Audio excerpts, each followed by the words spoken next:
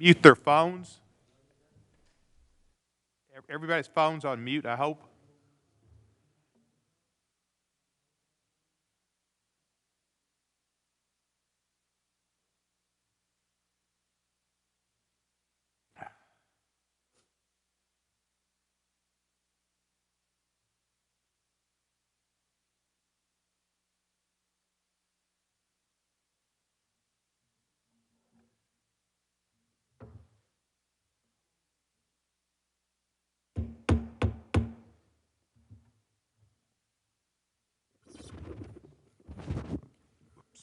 The Committee on the Judiciary, Subcommittee on the Constitution, Civil Rights, and Civil Liberties will come to order.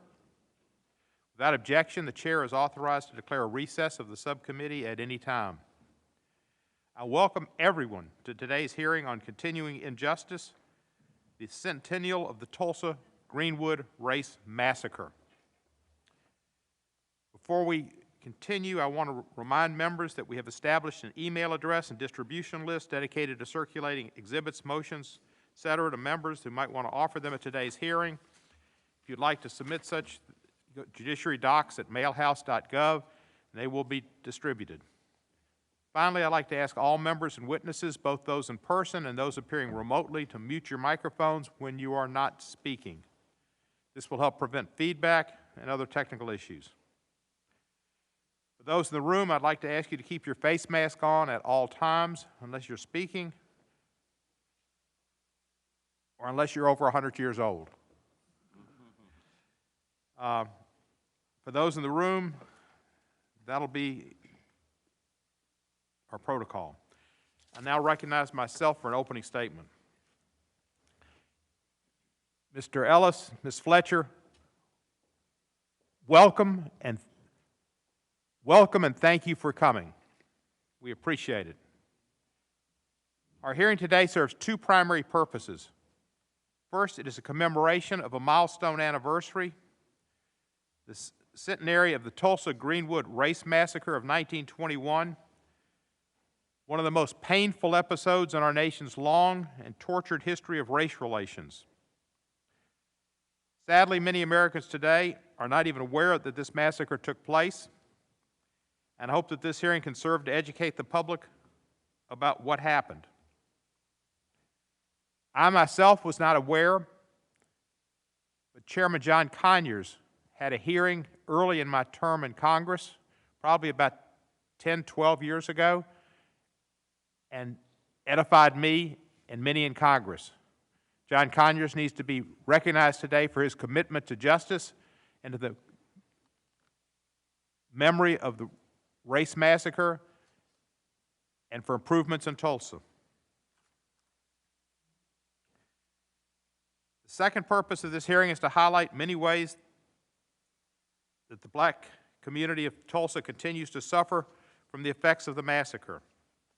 Indeed, as the hearing's title suggests, the injuries inflicted on the Greenwood community have continued to compound through the succeeding decades since the massacre, often directly because of actions taken by government officials.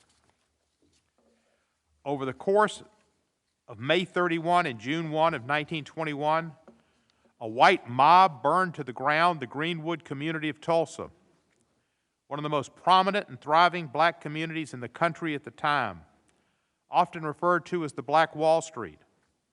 The white mob, consisting of thousands of people, murdered black residents, looted their property, and burned more than 1,000 homes, churches, schools, and businesses. At least one credible estimate put the number of those killed at 300 people. Recently, the Attorney General, Merrick Garland, visited Tulsa, visited the memorial, and you could see the emotion in him as he toured it. Worse still, that mob, fueled by racial fear and hatred, was aided and abetted by some of the very government officials who were supposed to be protecting the innocent residents and property owners of Greenwood. In other words, the massacre did not simply represent a negligent failure by government authorities to maintain order. Rather, agents of the local and state governments were active participants in the crime. This happened too many places and too many times in our history, but never, I think, as significantly as it did in Tulsa. In the massacre's immediate aftermath, local authorities placed thousands of black residents into internment camps out of fear of what the authorities characterized as a so-called, quote, Negro uprising. Indeed, this narrative of the massacre, a misrepresentation of what happened based on racial fear, was ratified by a grand jury impaneled by Oklahoma's governor after the massacre. That grand jury issued a report less than a month after the massacre that placed the blame for the massacre entirely on the black community. This grand jury also indicted black persons with massacre-related offenses, while no white person was ever held accountable for crimes committed during the massacre. This was 1921 America, 1921 Oklahoma, 1921 when the Ku Klux Klan was again reasserting itself,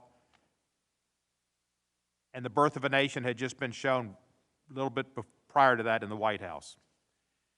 Meanwhile, the Tulsa massacre resulted in property damage estimated to be anywhere between $25 million and $100 million in today's dollars, representing a tremendous loss of wealth for Tulsa's black community, a loss that was compounded with each succeeding generation. As the descendants of the white mob that looted Greenwood's businesses and homes have had the chance to build on the wealth of their ancestors, including stolen wealth, many black survivors and their descendants have not been able to recoup the wealth that the white mob destroyed or stole during the massacre. In the massacre's immediate aftermath, the city passed a restrictive local ordinance to block rebuilding efforts. While this ordinance was ultimately struck down by the Oklahoma Supreme Court, in the decades since practices like redlining and urban rural policies have prevented black Tulsans from reestablishing a thriving community. Expressways funded by federal governments literally cut through Greenwood, further displacing black families and businesses. A grievance upon a grievance. Looking to the courts for relief, Greenwood's residents were denied justice in the 1920s because of rank racial prejudice, and in the 2000s because of a technical legal hurdle. Meanwhile, the survivors and descendants of the massacre remain without compensation for the harms inflicted on them, and neither the state of Oklahoma nor the city of Tulsa have provided direct compensation to massacre survivors and their descendants. The massacre has exacerbated government actions that over the decades have disproportionately burdened black Tulsans, preventing many from rebuilding their community and regaining stolen wealth. Predictably, this has led to racial disparities and adverse outcomes for the black residents of Tulsa. This is clear from the fact that North Tulsa, which has a higher concentration of black residents, is poorer, has fewer businesses and large-scale employers, has the fewest jobs, has more than double the unemployment rate, and has the lowest life expectancy when compared to the rest of Tulsa. In short, present-day racial and economic disparities in Tulsa can be traced back to the massacre. In America, Tulsa is a microcosm of what has happened to the African American community in this country. In light of the foregoing facts, Congress needs to step up. Many of our witnesses have called for some form of reparation for the survivors and descendants of the massacre. One potential remedy that I find of particular interest is the idea of a victim compensation fund. This subcommittee has jurisdiction over such compensation funds. For example, last Congress, we held a hearing to permanently reauthorize the 9/11 Victim Compensation Fund, which one of our witnesses suggested as a model for compensating potential Tulsa claimants. I'd be interested in hearing from our witnesses more details as to how such a fund would be structured and funded. As chairman of the subcommittee, I pledge to work with you on legislation on this front.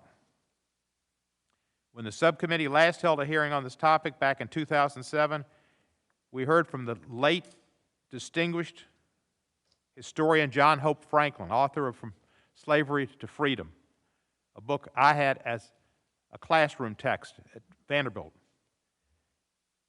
John Hope Franklin was here, and he was also a survivor of the Tulsa Massacre. He testified about the culture of silence surrounding the massacre among the white community of Tulsa in the years following the massacre, a culture that sought to erase the massacre from historical memory.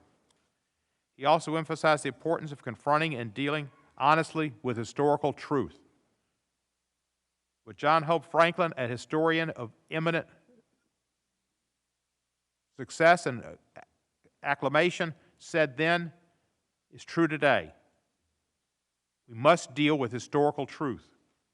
We must heed Professor Franklin's admonitions, keep the memory of the massacre alive, deal honestly with the truth, and ensure reparations for the century of suffering the survivors and descendants of the massacre have endured. I look forward to hearing our witnesses' testimony today, and I thank them for being with us today. I now yield time to the ranking member, Mr. Johnson, Louisiana, for his opening statement.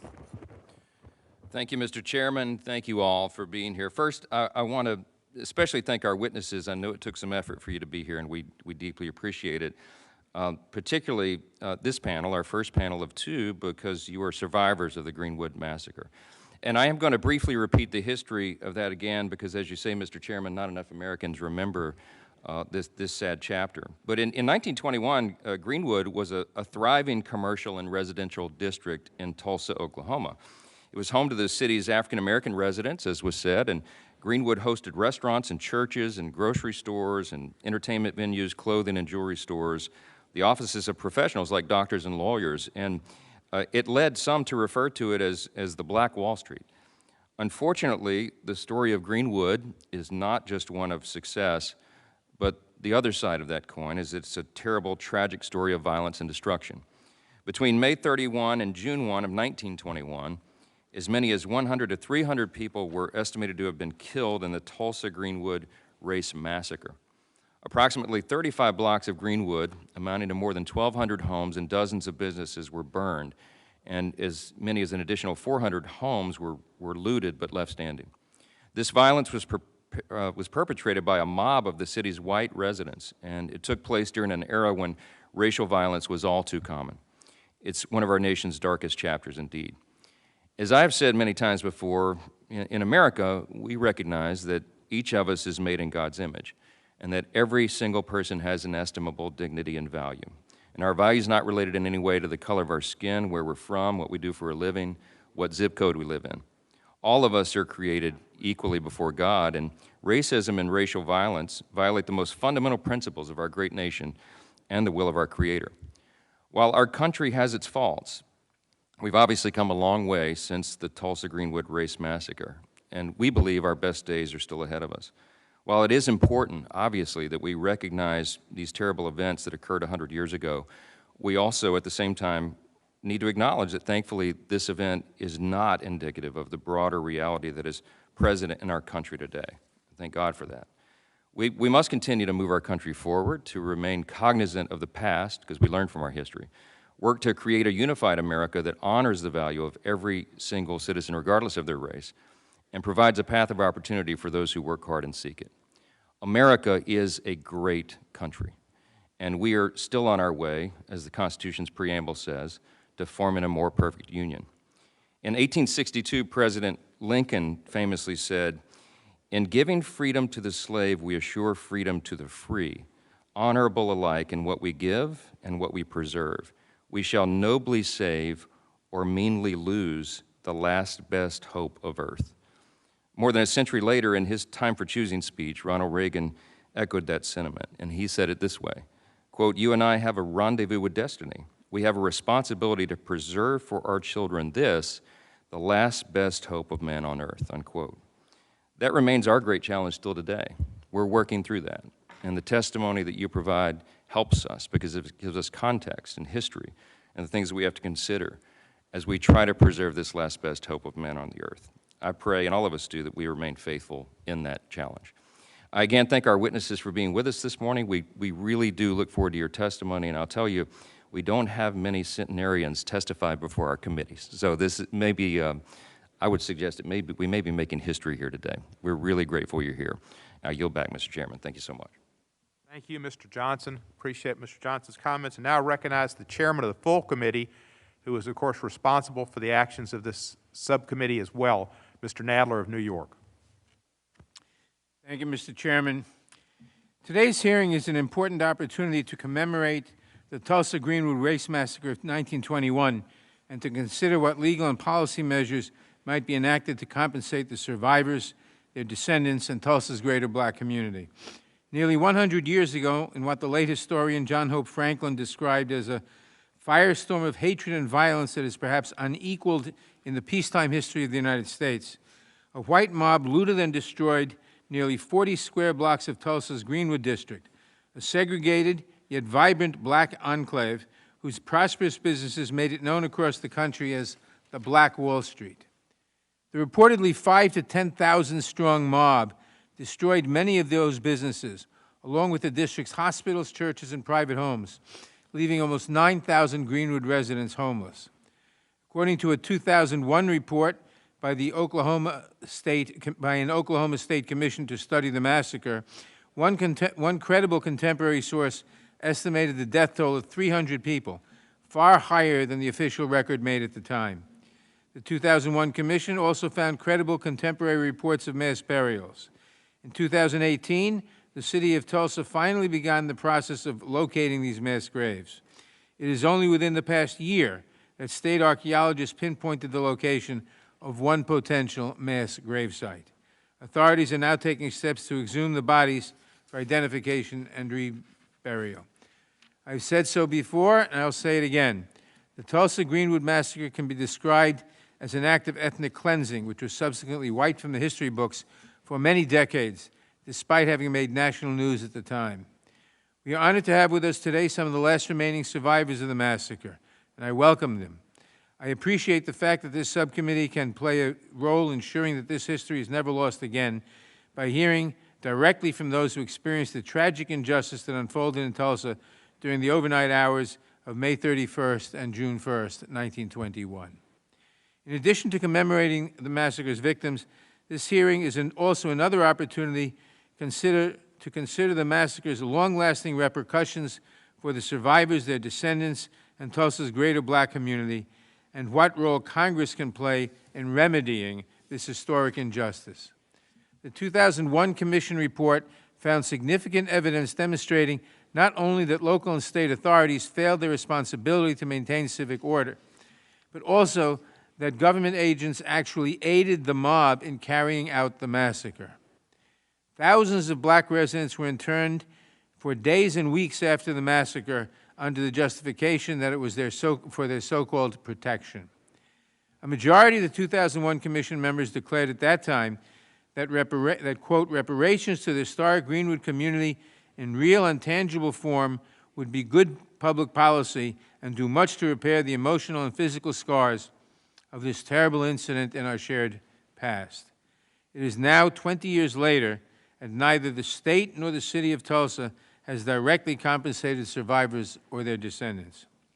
Survivors and their descendants have tried to seek legal redress from the city of Tulsa and the state of Oklahoma for massacre-related harms. Unfortunately, these claims have never been decided on the merits. In 2004, a divided 10th Circuit upheld a lower court's decision dismissing Greenwood survivors' claims, holding that the plaintiffs' claims were barred by the applicable statute of limitations and that no equitable tolling to the statute of limitations period applied.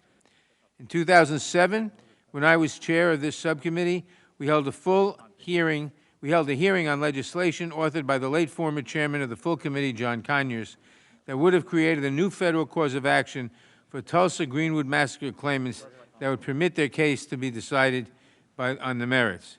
Similar legislation that helps address relevant statutes of limitation issues that have bedeviled these claims in the past certainly remains one potential avenue for survivors and their descendants to obtain compensation. The subcommittee should also examine other proposals for reparations, with particular consideration given to the massacre's contribution to the racial and economic disparities that exist in Tulsa today. I want to commend Chair Cohen for holding today's hearing. I also thank Congressman Hank Johnson for his leadership on the commemoration efforts spearheaded by the Congressional Black Caucus, and Congresswoman Sheila Jackson Lee for her efforts to secure a House vote on a resolution recognizing the centenary of the massacre. I look forward to hearing from all of today's witnesses, and with that, I yield back.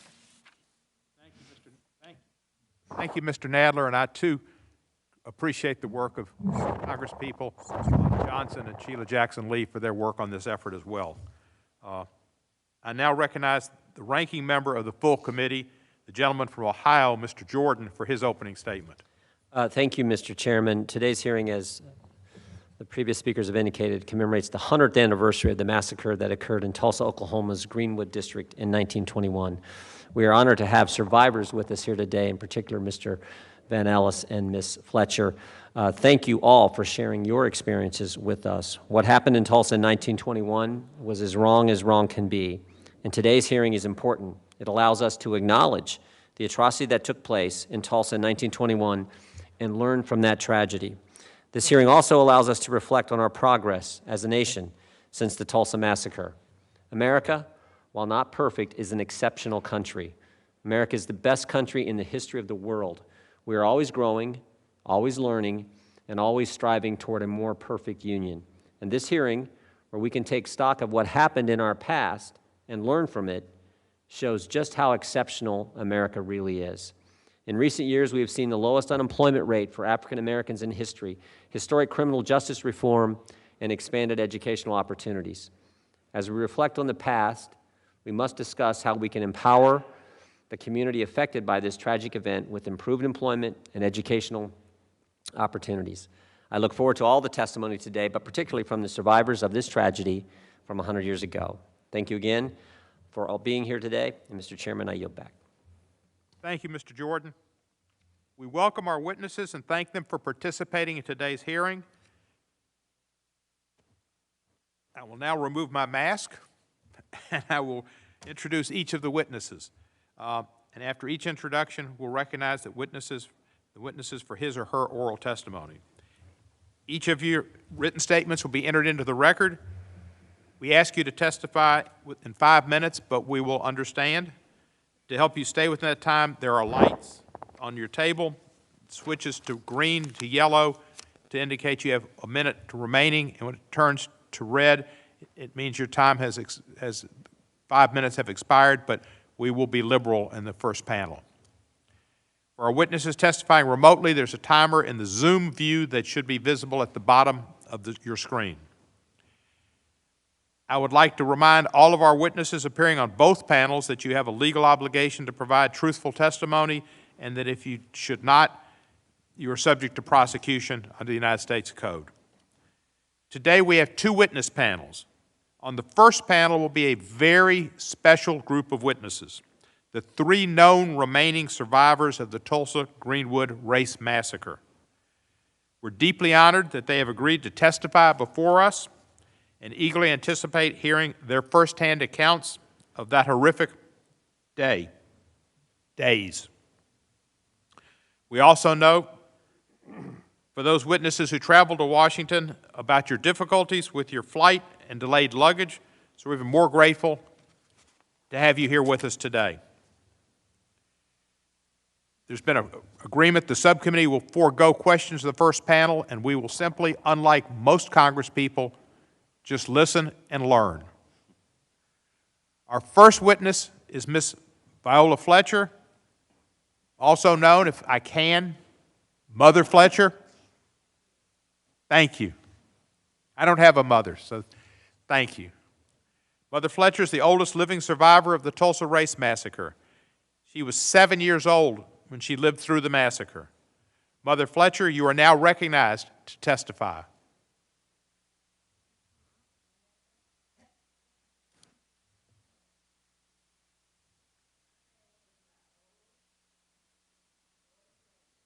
Is the microphone on? Yes. My name is that, okay. My name is Viola Ford Fletcher. I'm the daughter of Lucinda Ellis and John Wesley Ford of Tulsa, Oklahoma. I'm the sister of Hughes Van Ellis, who is also here today. I'm a survivor of the Tulsa Race Massacre. 2 weeks ago, I celebrated my 107th birthday.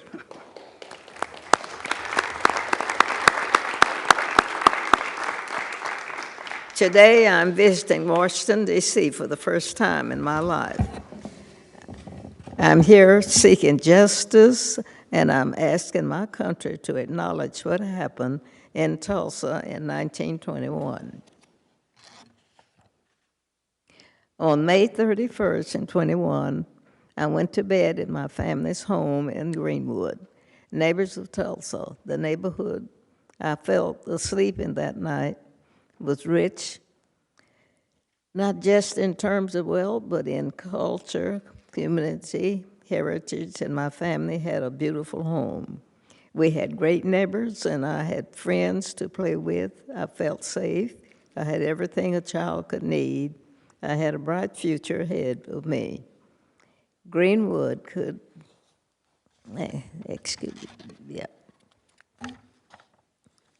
Still, Greenwood should have given me the chance to truly make it in this country. Within a few hours, all of that was gone. The night of the massacre, I was awakened by my family. My parents and 5 siblings were there. I was told we had to leave, and that was it. I will never forget the violence of the white mob when we left our home. I still see black men being shot, black bodies lying in the street. I still smell smoke and see fire. I still see black businesses being burned. I still hear airplanes flying overhead. I hear the screams. I have lived through the massacre every day. Our country may forget this history, but I cannot. I will not, and other survivors do not, and our descendants do not. When my family was forced to leave Tulsa, I lost my chance of an education. I never finished school past the 4th grade. I have never made much money in my country. State and city took a lot from me. Despite this, I spent time supporting the war effort in the shipyards of California, but most of my life I was a domestic worker serving white families. I never made much money, but to this day I can barely afford my everyday needs. All the while the city of this Tulsa have unjustly used the names and stories of victims like me to enrich myself and its white allies through the 30s million raised by the Tulsa Centennial Commissioner while I was continued to live in poverty. I am a 107-year-old and have never seen justice. I pray that one day I will. I have been blessed with a long life and have seen the best and the worst of this country. I think about the terror, horror inflicted upon black people in this country every day. This subcommittee has the power to lead us down a better path. I'm asking that my country acknowledge what has happened to me, the traumas and the pain, the loss, and I ask the survivors and descendants to be given the chance to seek justice, open the door. All of you know how easy it is to deny that a violent mob threatened your lives and took your property. For 70 years, the city of Tulsa and its Chamber of Commerce told us that the massacre didn't happen, like we didn't see it with our own eyes. You have me here right now. You see Mother Randle, you see my brother Hughes Van Ellis. We live this history and we can't ignore it. It's our lives with us. Oh my goodness. We lost everything that day, our homes, our churches, our newspapers, our theaters, our lives. Greenwood represented all the best of what was possible for black people in America and for all the people. No one cared about us for almost 100 years.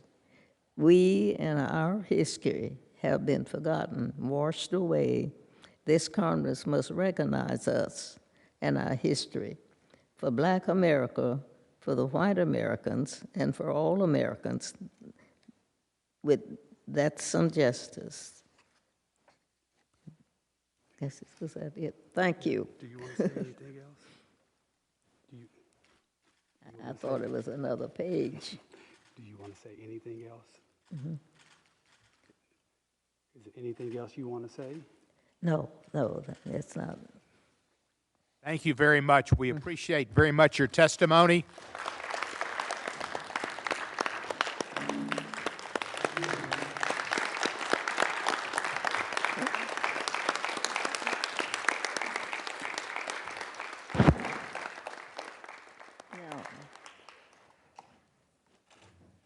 Mother Fletcher, if we don't learn from history, we're doomed to repeat it. So thank you for putting us on the right course to learn and to understand and to do better. Thank you. Are you the older of the two siblings? The older? Are you older than your brother here? Yes. You are? Yes. So he's used to having a tough act to follow. Our next witness is Mr. Hughes Van Ellis, Yep. known as Uncle Red. Yep. He's a World War II veteran, having served in the United States Army in the China, Burma, India Theater of Operations as a member of an all-black unit. He's also a survivor of the Tulsa Race Massacre. Uncle Red, you're on. Chairman Goodwin, Ranking Member Johnson, and member of the subcommittee. My name is Hughes Van Ellis. I am 100 years old, and I am a survivor of the Tulsa Race Massacre. Because of the massacre, my family was driven out of our home. We were left with nothing. We were made refugees in our own county.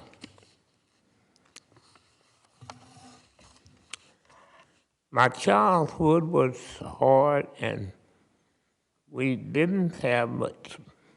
We worried what little we worried what little we had would be stolen from us, just like it was stolen in Tulsa.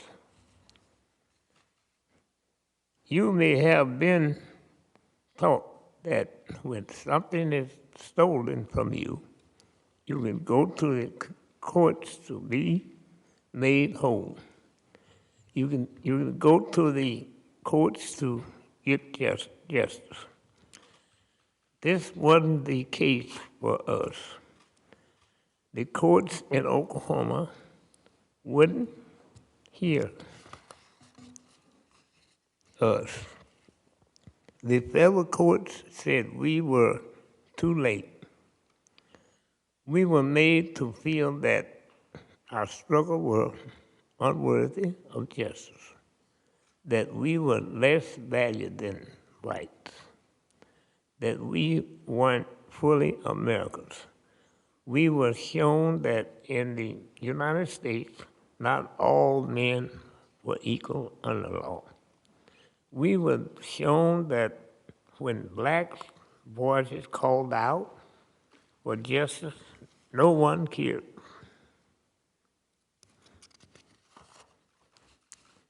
But we still had faith things would get better. We still believe in the promise of America in the cases of freedom. I did my duty in World War II. I served in combat in the Far East with the 234th AAA Gun Battalion. We were all black battalion. I fought for freedom aboard, even though it was ripped away from me at home. Even after my home and my community were destroyed. It's because I believe in the end, America would get its right. When I returned home from the war, I didn't find any of this freedom. I was fighting for overseas. Unlike white servicemen, I wasn't entitled to GI Bill benefits because of the color of my skin. I came home to segregation, a separate and unequal America, but still I believed in America. This is why we are still speaking up today. Even at this age of 100, the Tulsa Race Massacre is a footnote in the history books for us. We live with it every day, and the thought of what Greenwood was and what it could have been. We aren't just black and white pictures on a screen. We are flesh and blood. I was there when it happened. I'm still here. That's right. That's right. My sister was there when she stood here. We are not asking for his hand out. All we are asking for is for a chance to be treated like a first-class citizen. Who truly in the pictures of the promise that this is a land where there is liberty and justice for all. We are asking for justice for a lifetime of ongoing harm that was caused by the massacre. We can give us the chance to be hard and give us a chance to be made whole. After all of these years and after all of our struggle, I still believe in America. I still believe in the ideas that I fought overseas to defend. And believe if given this chance, I will do the right thing and justice will be served. Please do not let me leave this earth without justice like all the others, massacre survivors. Thank you so much. Thank you, sir.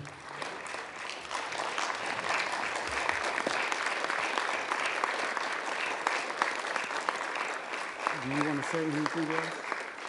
You want to say anything else? I want to say I appreciate being here, and I hope we all will work together. We are one. We are one.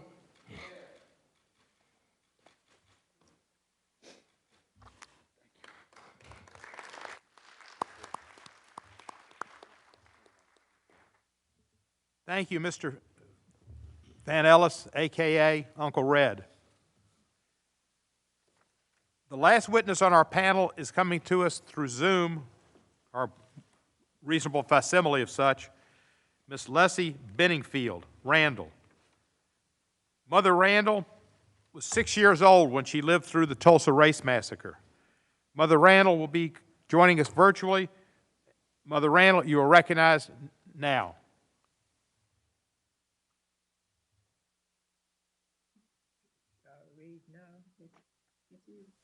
Good morning, Chairman Cohen, Good morning.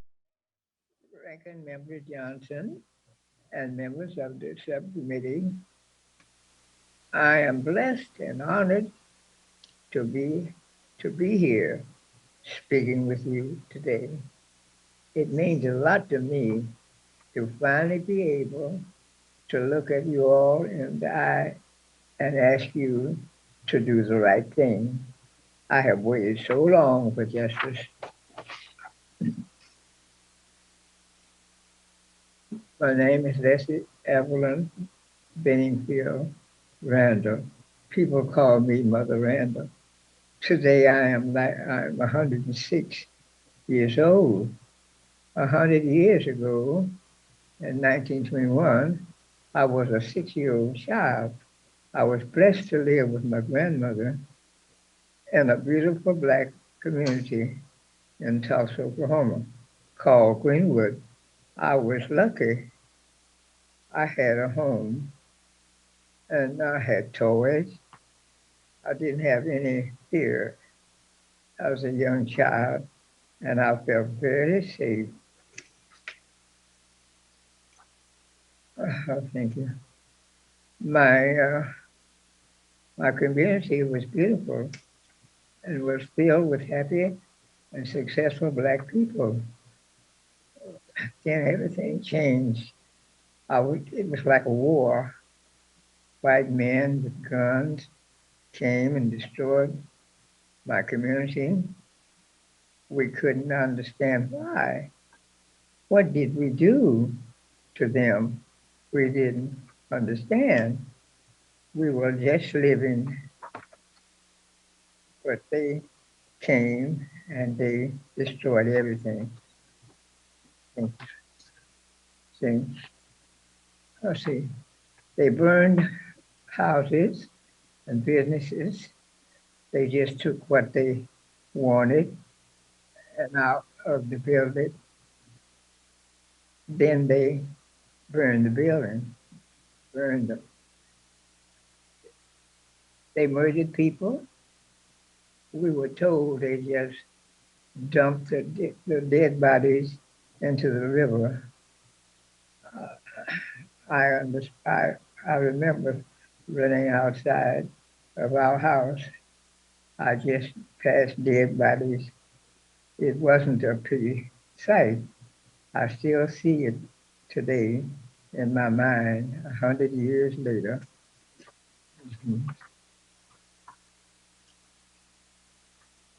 I was so scared. I didn't think we could make it out alive. I remember people were running everywhere. We waited for the soldiers to come, and when they finally came, they took us to the fairground where we would be safe. It felt like so long before they came. Thank you. Let's see. I survived the 1921 Tulsa Race Massacre, and I have survived 100 years of painful memories and losses. By the grace of God, I am still here. I have survived. I have survived to tell this story. I believe that I am still here to share it with you.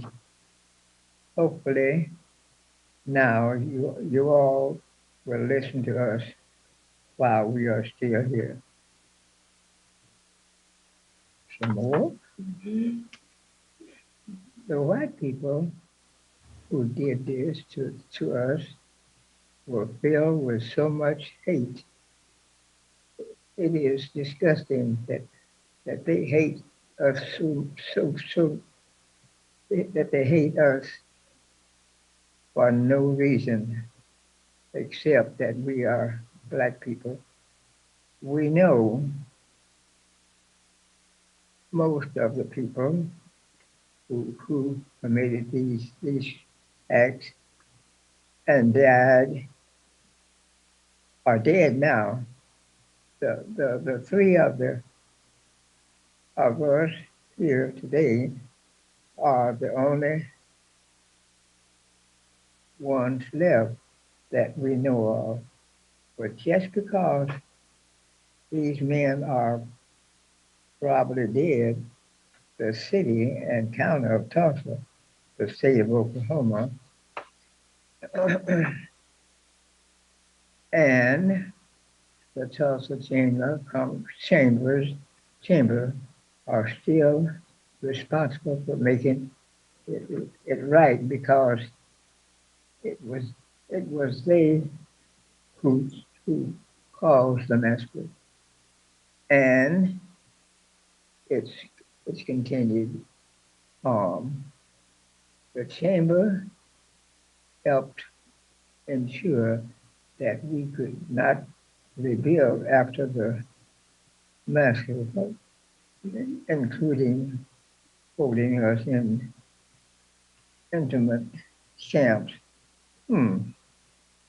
They owe us something. They owe me something.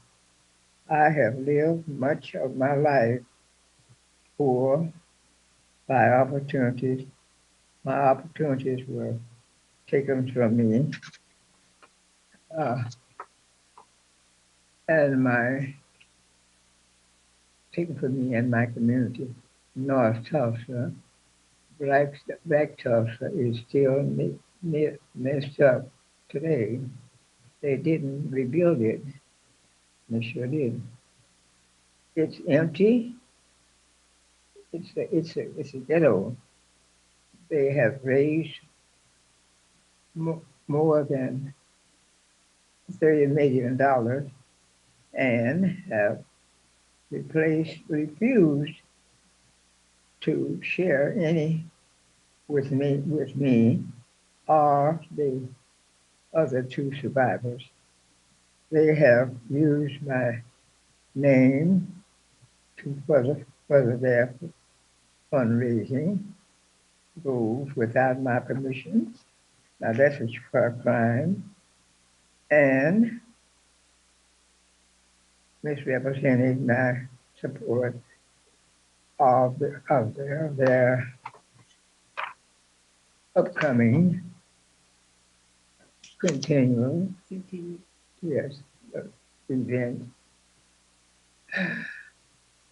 events focused on making Tulsa look good and not justice.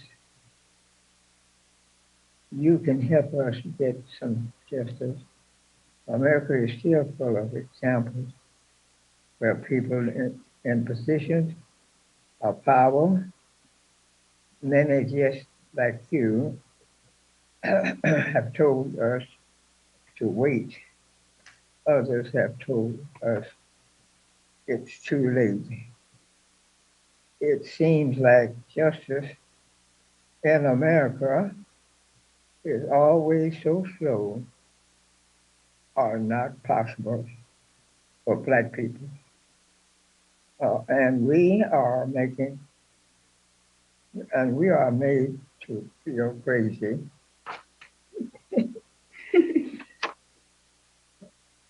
just for asking for things to be made right.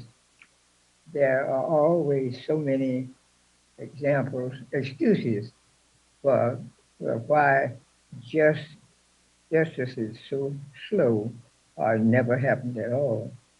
I am here today, 106 years old, looking at you all in the eye. We've waited 100 years. No, we have waited too long, and I am tired. We are tired. And lastly, I am asking you today to give us some peace. Please give me, my family, and my community some justice. Thank you.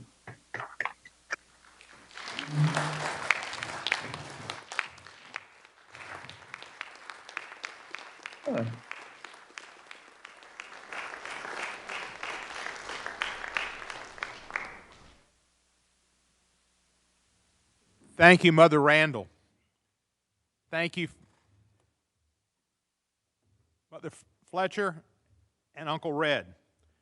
Your efforts to be here are appreciated. Your testimony is greatly appreciated.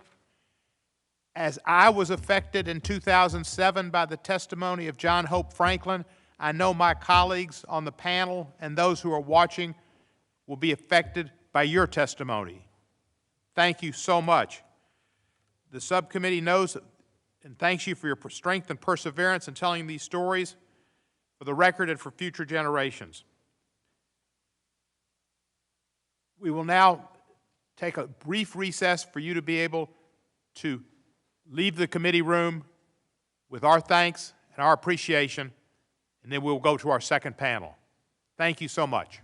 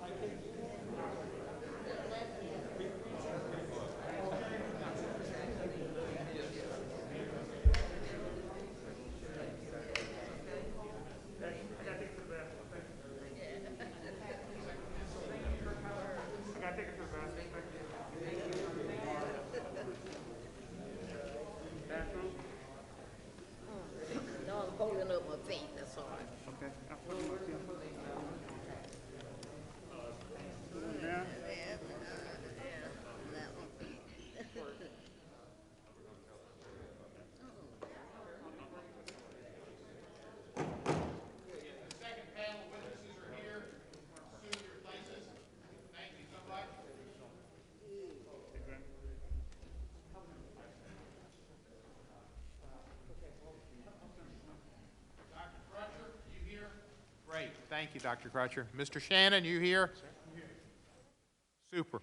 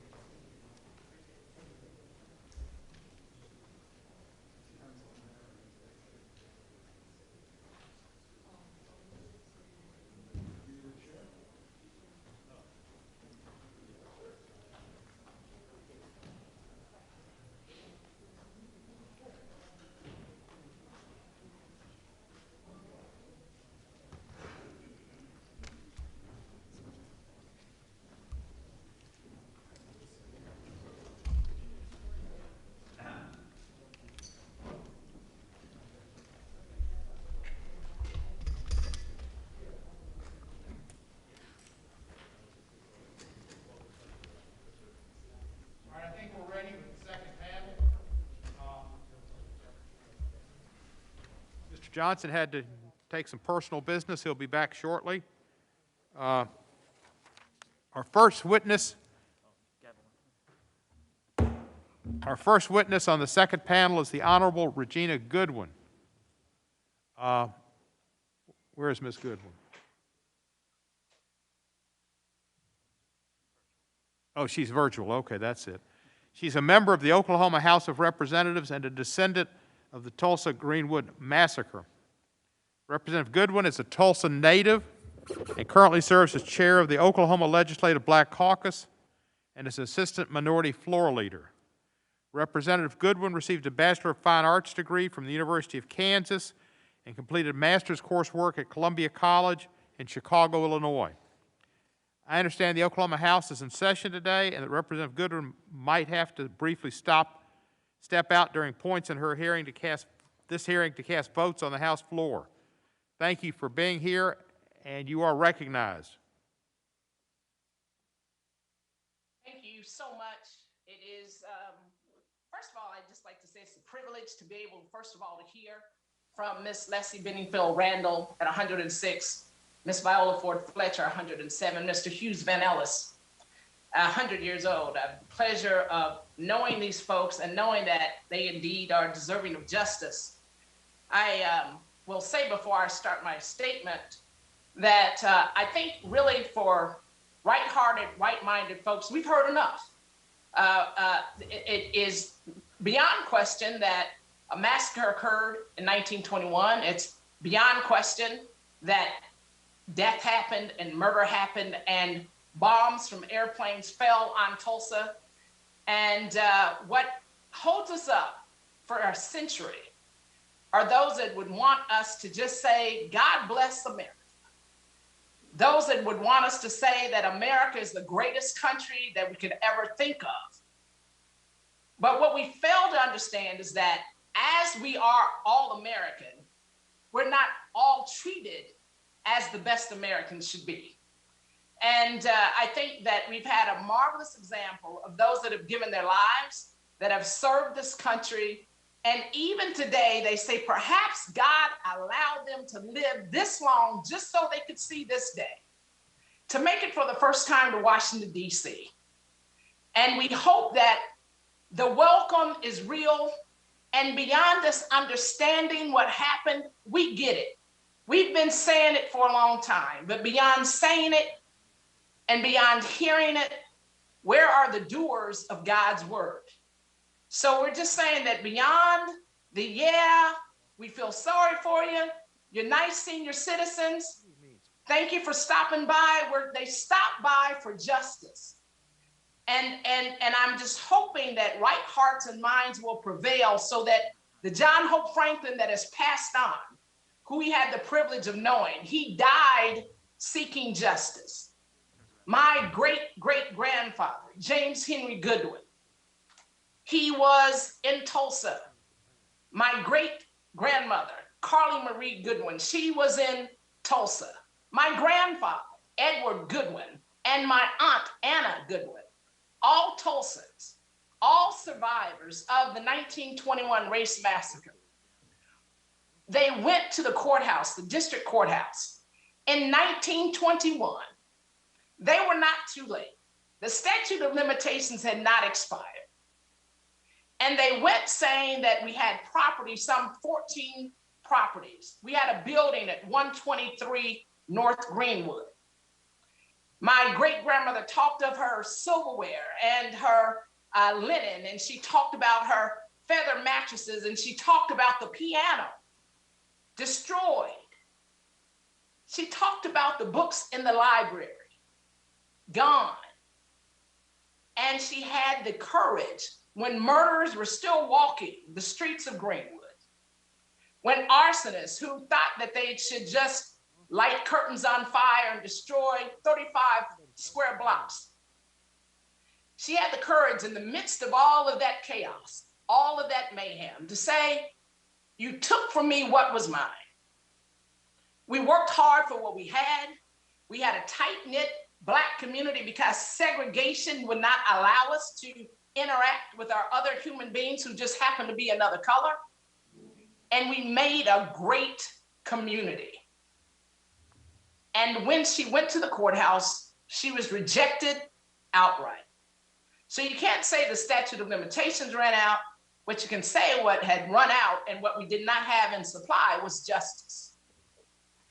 And then I also think about my grandfather, who was in high school at the time, and he was a senior, just like anybody else who was privileged to get that far in school and to graduate. And he was decorating a hotel at the time and preparing for graduation exercises. And all they heard was that trouble is coming. And how would they have known that trouble is coming meant the worst racist terrorist attack on American soil in history? How would they have known that the theaters that they would attend and black owned, the hotels that they were decorating, right, which would rival any white hotel in terms of its quality, in terms of its grandeur, how would they have known that trouble is coming meant that that community was going to be consumed, first of all, with hatred and then with fire? And that airplanes would fly overhead and drop bombs. It is a history that we as descendants have known all of our lives. And I was blessed to grow up in that Greenwood community. And it's somewhat disturbing to know that that incident that set off that 1921 Race Massacre was basically a lie.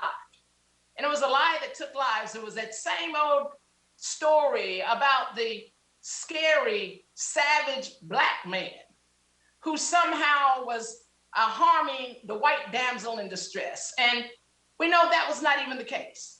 Representative Goodwin, we're going to have to wrap up. Can you wrap up? You're a minute over. Yes, I will wrap it up. I will say this. Reparations are due. The harm is ongoing. And Tulsa now, when you still have the same ownership as it was in 1921, when the unemployment rate is 2.5 times that of our white counterparts, when criminal justice reform is not happening in Tulsa, those same police, that same state, that same city that was complicit, it exists today. Reparations are due. Restoration is due. Restitution is due. Thank you so much for allowing me to go a bit over time. We've got 3 great examples staring us in the face, crying out for justice. All we have to do is answer. Thank you. Thank you, Representative Goodwin. And if you see my friend Angela Munson, we served together on the National Conference of State Legislatures many years ago, and I know she's a colleague of yours at one point, I think. Give her my best. Absolutely, was just with her last week. Thank you. Will absolutely convey the message. Thank you. Thank you for the privilege. Our next witness is Demario Solomon-Simmons. He is the founder and executive director for Greenwood. He's an attorney with a nationwide practice that includes advocating for reparations for the survivors of the 1921 Tulsa Greenwood Massacre and citizenship rights of Black Creek Indians. He's also an adjunct professor at the University of Oklahoma, teaching courses on African and African American history, culture, and other issues. He received his JD from the University of Oklahoma College of Law, holds a Master of Education degree and a BA from the University of Oklahoma. And we welcome you, and you're recognized for 5 minutes. Thank you, Chairman. In Tulsa, the racial and economic disparities that we see today is a direct result of the 1921 Tulsa Race Massacre. Those are not my words. Those are the words of the current mayor of Tulsa, G.T. Bynum. And these disparities that we all know exist, some of these disparities, if you've already heard, is that we live 11 to 14 years less than our white counterparts in South Tulsa because we have no health care. We have no hospital. North Tulsa, Black Tulsa is where I live, where I grew up. I'm a son of Greenwood, a proud product of North Tulsa. We have no hospital. We're shot and beaten by the police 3 to 4 times more than our white counterparts in Tulsa. We have 35% of our people, Black people in Tulsa, living in poverty. We own our homes 2.5 times less in Tulsa, Blacks, than white Tulsans. We have evidence after statistic after statistic. Yet, our mayor, our county, our chamber, they oppose justice. They oppose reparations. They oppose Mother Randle, Mother Fletcher, and Mr. Ellis, who you heard from today. I am here today because the city of Tulsa has failed us. They bombed us. They burnt us. They killed us. They looted from us. They destroyed not just our property, not just our livelihood and our lives, but our legacy, our generational wealth, the idea of Greenwood, a freedom mind state, land ownership, and wealth concentration. They took that from us. And then they put in a system of policy violence that continues to this very day. So much so that right now, as I speak, the same perpetrators of the massacre, the city, the county, the chamber, the state, are utilizing the massacre to pad their own pockets. They're utilizing the branding of the massacre, the narratives, the names, and the likenesses of people who suffered, who died, who was treated as refugees, who lived in internment camps for 18 months, who had to be signed out by a white person with an ID card. These people who have raised more than $30 million in the name of the massacre for what they call cultural tourism. Not one penny has been given to any of the survivors. Not one dime has been paid for the claims that are still outstanding. The claims that these sophisticated, wealthy Black people had the wherewithal, the savviness to have insurance policies. Over 1,400 claims remain today. Over $50 million. We know who's owed this money. We know who made the claims. We know where they lived. We know what was taken. We also even know some of the insurance companies that are still active today. I want to give you their names.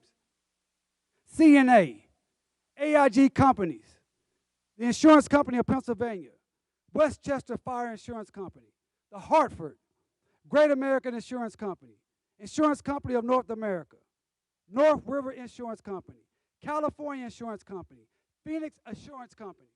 We have reached out to these folks, asking them to engage in a conversation on how they can directly benefit those who they failed 100 years ago. And just like the city has refused, just like the state has refused, just like the chamber has refused, we have not got any of the insurance companies to engage in a meaningful discussion with us at this time.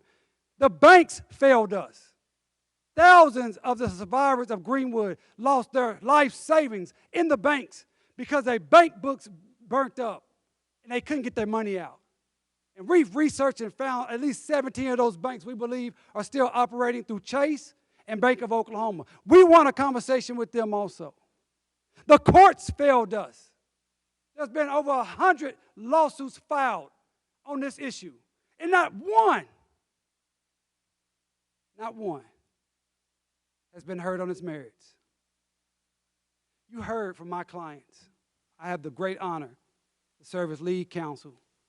These three wonderful, amazing people you heard from today. We went through hell to get here. Mother Fletcher traveled yesterday from 6 a.m. in the morning, and we didn't get in to our hotel till after midnight. This woman didn't complain. This woman didn't have anything to eat. She said, I got to be here. I want to see justice.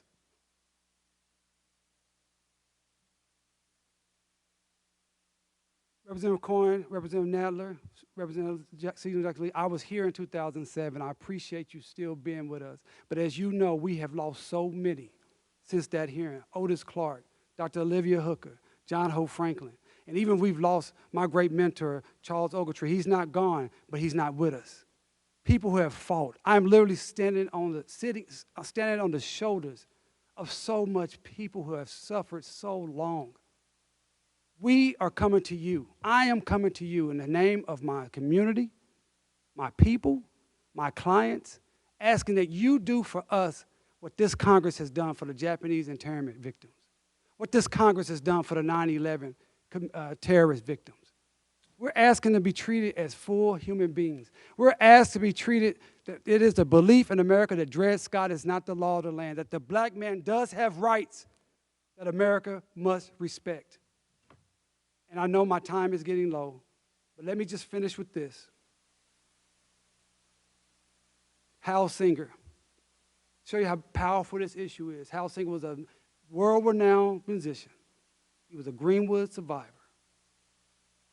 He was dying over the last summer, 2020, in France. He moved from America because of racism. He had a stroke. He was blind. He was on hospice, dying. And I felt bad because I was communicating with his family. And I said, you know what, maybe I should stop calling you guys because this time period. His wife admonished me. He said, are you crazy? Until he dies, Hal Singer is going to fight for justice for what happened to his parents and his community. And she sent me a letter that he wrote in 2007. And this is what he said.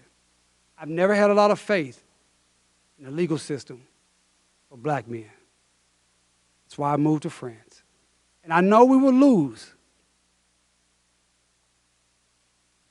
a lot of battles. But we must continue to fight for our rights and our dignity. I am here fighting for the rights and the dignity of Mother Fletcher, Mr. Ellis, Mother Randle, my community, and I'm asking you to help us fight. Grant us legislation that pays restitution, gives us the ability to restore what was lost, so we can rebuild for the next 100 years. Thank you.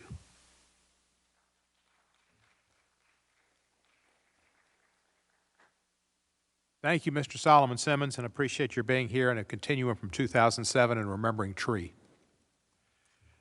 Our next witness is Dr. Tiffany Crutcher. She is the founder and executive director of the Terrence Crutcher Foundation and a descendant of the Tulsa Race Massacre. The foundation's focuses are criminal justice and police reform, providing scholarships to African American students, community youth development, and policy advocacy. Dr. Crutcher's twin brother, Terrence, who was shot by a police officer in 2016 in Tulsa while holding his hands in the air. She has since dedicated herself to transforming a justice system that has long perpetuated injustice dating back to the 1921 massacre.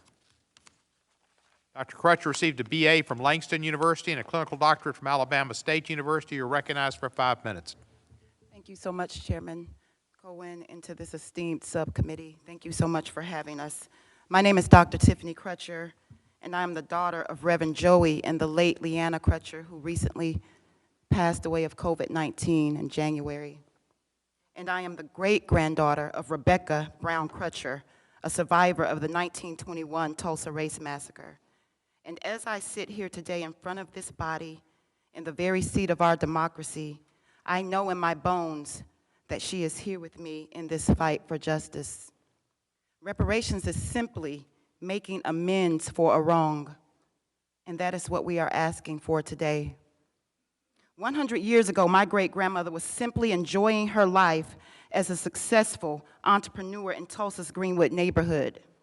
And she wasn't alone. You see, Greenwood, you couldn't go a block without passing a thriving Black-owned home or business. 10,000 people called this place home. This was Black Wall Street, where people like my great-grandmother Rebecca had found safety and a rare refuge in the grim days of Jim Crow. But this paradise, this vibrant place my great-grandmother helped to build would soon be wiped away in a flood of racial terror, white supremacy, and anti-Black racism. On May 31st and June 1st of 1921, an angry white mob began their murderous rampage across Greenwood, turning the once thriving Black community into an apocalyptic pile of rubble, bones, and bodies. Homes were set ablaze with families trapped inside. Men fired guns and indiscriminately into the street. And for the first time in history, bombs were dropped on American soil. Rebecca Brown Crutcher hopped on the back of a wagon and fled for her life. She was one of the thousands of Black Tulsans forced to flee Greenwood and leave everything behind. Within hours, Black Tulsans, Black resilient Tulsans, and their Black neighbors began to rebuild Greenwood from the ashes, even as insurance companies, state laws, redlining practices, and urban removal would time and again seek to destroy this sacred place. What happened in Tulsa was perpetrated by our city's own government. Former Tulsa Judge William Kellogg said it plainly this week. There was no doubt that white Tulsa officials were largely to blame for the massacre. They not only failed to prevent the bloodshed, but had also deputized white civilians and Klan members who took part in the burning and in the killing. Tulsa's government failed its people. Tulsa's government failed these survivors. Tulsa's government failed Rebecca Brown Crutcher. And now we are here asking our nation's government to see that justice is done in the form of reparations. The vestiges of the massacre are still found in Tulsa's criminal legal system, which has torn my family apart. In 2016, Tulsa police officer Betty Shelby shot and killed my twin brother. Terrence Crutcher is his name. Terrence Crutcher is his name. Police looking for weapons instead found gospel CDs in his car. My 40-year-old brother didn't get a fair chance to live. His children didn't get a fair chance to see another day with their father. For 5 years, I have fought for policing reforms like the very ones that each of you have debated and voted on. Just weeks ago, I was in this very building with the families of George Floyd, Eric Garner, and Botham Jean, asking our legislators to end qualified immunity. Policing reform that could have saved my brother's life, and according to the Human Rights Watch and the NAACP Legal Defense Fund, could save the lives of so many others. Black people aren't looking for a handout. We are looking for good legislation that recognizes our humanity. We are looking for justice, because for centuries, injustice has cost our families an unspeakable price. Racial disparities are systemic, and they extend far beyond issues of policing. Compared to white Tulsans, Black people in Tulsa are far more likely to be relegated to poverty and neighborhoods that don't have access to fresh fruit or produce. As we speak, people in North Tulsa, a predominantly Black part of town, are celebrating our first full grocery store in over a decade. The grand opening and the ribbon cutting was just yesterday. I'm having trouble celebrating finding crumbs in a food desert. We shouldn't have to live like this, and we shouldn't have to die like this. If you care about racial justice and racial healing, I am asking you to do two simple things. Support reparations for the survivors and descendants of the Tulsa Race Massacre, and bring Reparations Bill H.R. 40 to an immediate vote, and support ending qualified immunity as a part of any police reform legislation that leaves this House. The nation's government cannot sit on the sidelines as Mother Randle, Mother Fletcher, Uncle Red spend their twilight years fighting for justice 100 years after the massacre. Their health is dwindling as they demand reparations, fighting time and again to convince elected leaders to treat us like we matter. I hope you see your loved ones in them. I hope you look past the division of politics and see our humanity. I hope you see why they're calling for reparations for the generational wealth, loved ones, memories, and opportunities that have been stolen from them, from us. I know most of you believe in justice.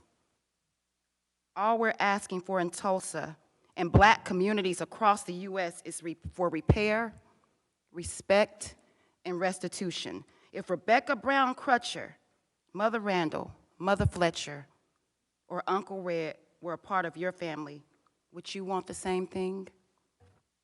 For them, I implore you to embody our nation's sacred promise of justice for all. And as I close with a quote of the late Ella Baker: "Those who believe in freedom cannot rest, and we will not rest until justice comes." Thank you. Thank you, Dr. Crutcher. I'm going to have to ask the next witnesses to try to keep your testimony to 5 minutes. We've been most liberal, but we do have time constraints. Our next witness is Mr. T.W. Shannon. He's the Chief Executive Officer of the Chickasaw Community Bank. He previously served in the Oklahoma House of Representatives, where at the age of 34 he became the youngest Speaker of the Oklahoma House of Representatives, as well as the first African American and first Chickasaw Speaker. Mr. Shannon holds a J.D. from Oklahoma City University and a B.A. from Cameron University, Harvard University Fellow, and Aspen Institute Fellow. Mr. Shannon, you're recognized for 5 minutes. Ranking Member Johnson, members of the subcommittee, I appreciate this opportunity to share this testimony regarding the adoption of House Resolution 398, recognizing the forthcoming centennial of the 1921 Tulsa Race Massacre. While I am certainly thankful for the attention the resolution will bring to this reprehensible atrocity, much of the language leads me to suspect that there may be other motives for offering it. In my testimony today, I will express my disappointment that this somber occasion is being diluted by those who seek to further inflame racial divisions and foment animosity toward law enforcement. But first, let me focus on the event House Resolution 398 purports to commemorate. What is known today as the Tulsa Race Massacre occurred 100 years ago, and Americans should know of the brutality and atrocity of that day. History, however uncomfortable, should not be censored, nor in today's terms canceled. History should be taught without political bias and without the intent to make any one group, gender, or ethnicity feel responsible for the sins of their ancestors. I don't speak of American history as someone who is unfamiliar with our country's many struggles. Both of my parents were history teachers, and they grew up in a segregated America, a segregated Oklahoma. My father is a veteran and a retired history teacher. They both had their share of racial discrimination, but rose above it and both became college graduates. I learned not just from textbooks in schools, but from my parents, their desire to educate me on a subject that they deeply loved, Black history. In fact, it was my mother who first taught me about the Tulsa Race Riot, which is what it was called then. The event as described by my mother didn't sound like much of a riot to me, at least not on the part of the Black community living in the Greenwood district. It sounded more like an invasion.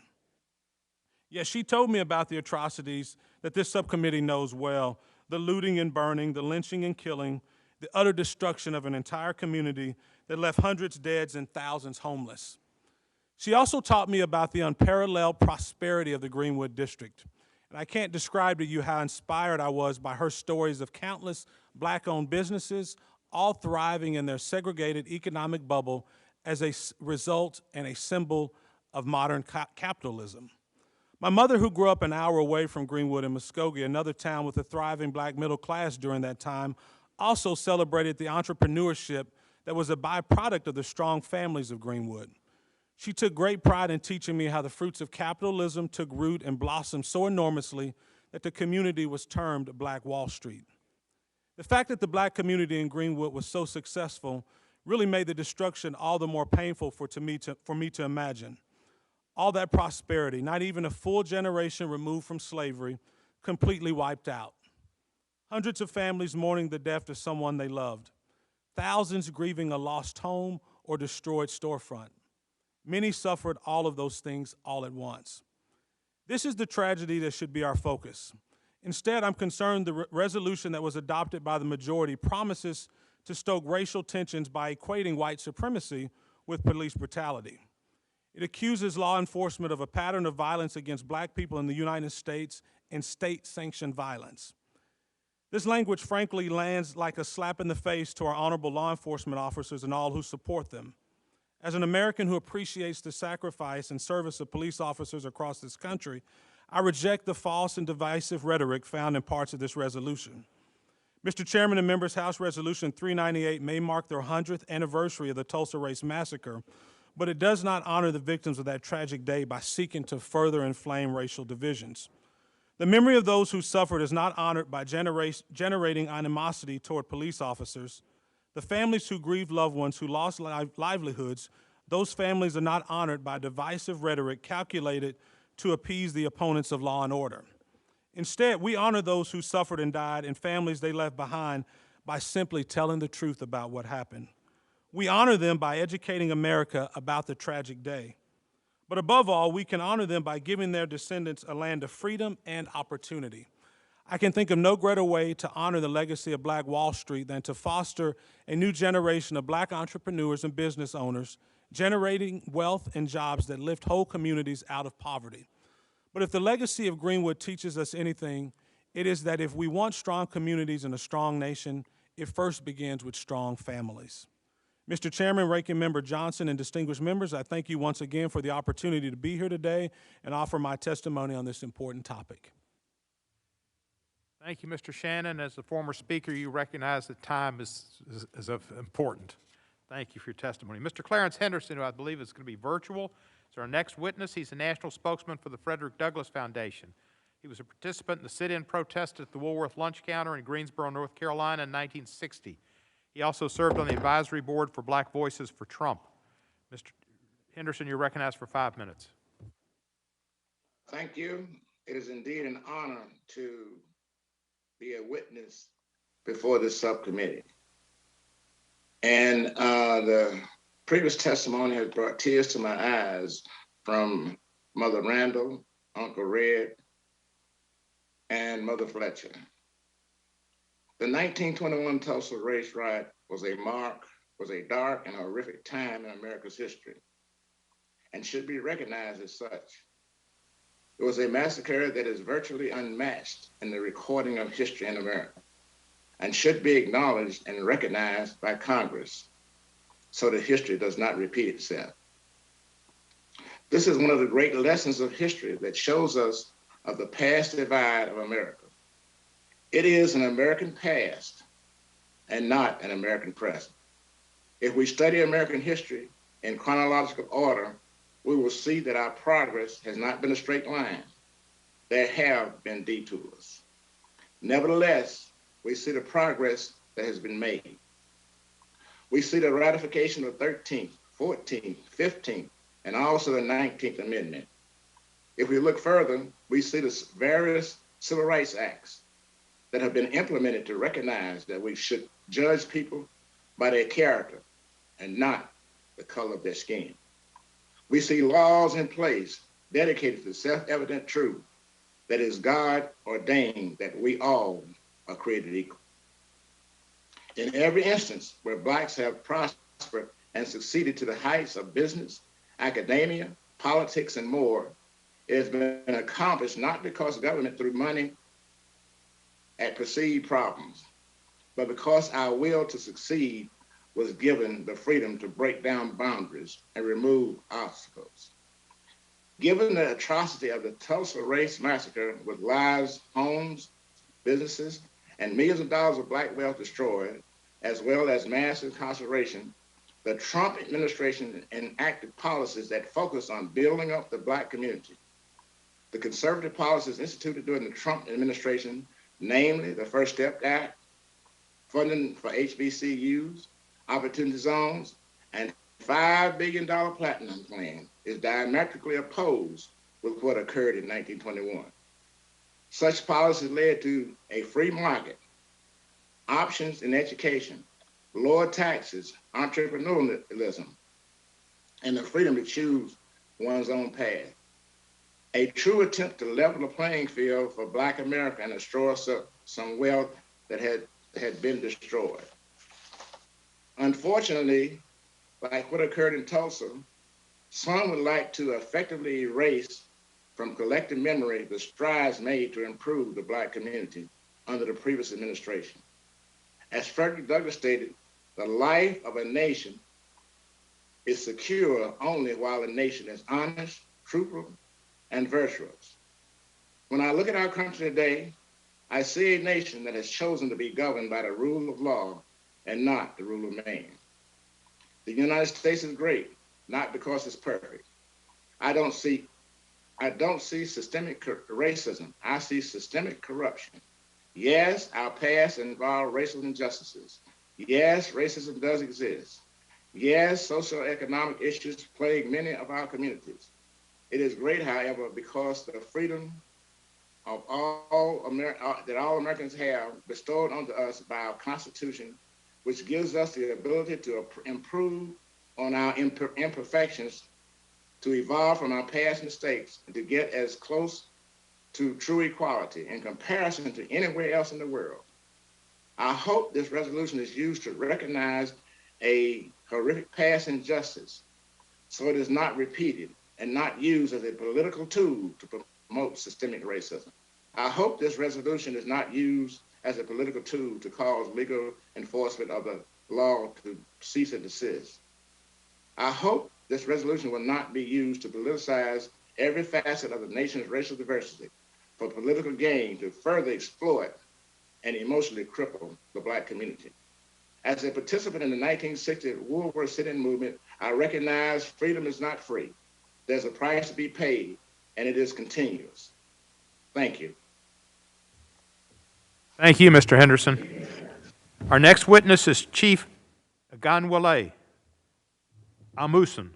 He's the president of the African Ancestral Society, a nonprofit organization based in Tulsa, Oklahoma. He's a descendant of the Tulsa Greenwood Massacre and has been leading activists on behalf of massacre descendants. Chief, you're recognized for 5 minutes. Thank you, Mr. Chair and esteemed body.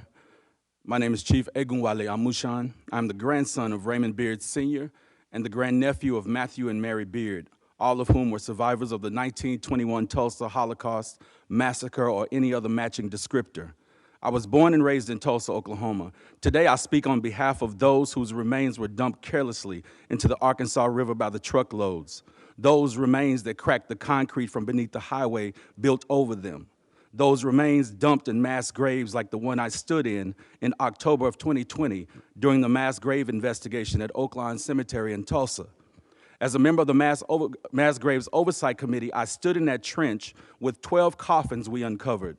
I couldn't help but to be drawn to a smaller box, which appeared to be the size of a women's hat box. It triggered the memory of something I had read in the Race Riot Commission report in 2001. I rushed home to look at that document again, and it stated that the remains in the trench were not embalmed and the death certificates were not even signed by a medical examiner, a process undignified in every manner.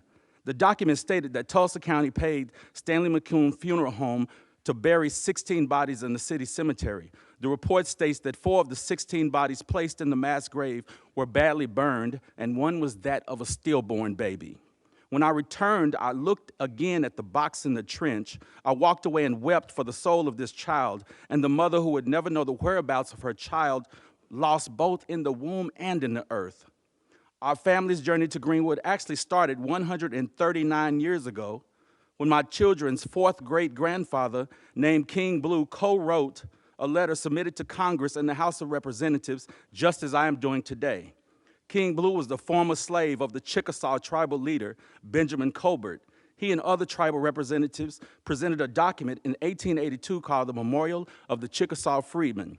The intent of this appeal was to encourage the enforcement of the 1866 treaty that obliges the tribe to carry out the stipulations of the third clause, which states, the monies given by the federal government to the tribe requires the tribe to grant freed persons of African descent all the rights, privileges, and immunities, including the right of suffrage. The Chickasaw Nation refused to honor the treaty. So my relatives were nationless for 40 years until 1902, when through an act of Congress, thousands of forgotten enslaved Africans were made citizens of the United States of America. Around that time, my freedmen ancestors and those of my spouse migrated to Tulsa's Greenwood district. Greenwood brought a new sense of self-determination, restored dignity, one that would be short-lived, and the dreamland of Tulsa would become a nightmare. In just a few decades, my ancestors would experience enslavement, false freedom, Jim Crow, and a Holocaust that would be hidden from the pages of history for 100 years.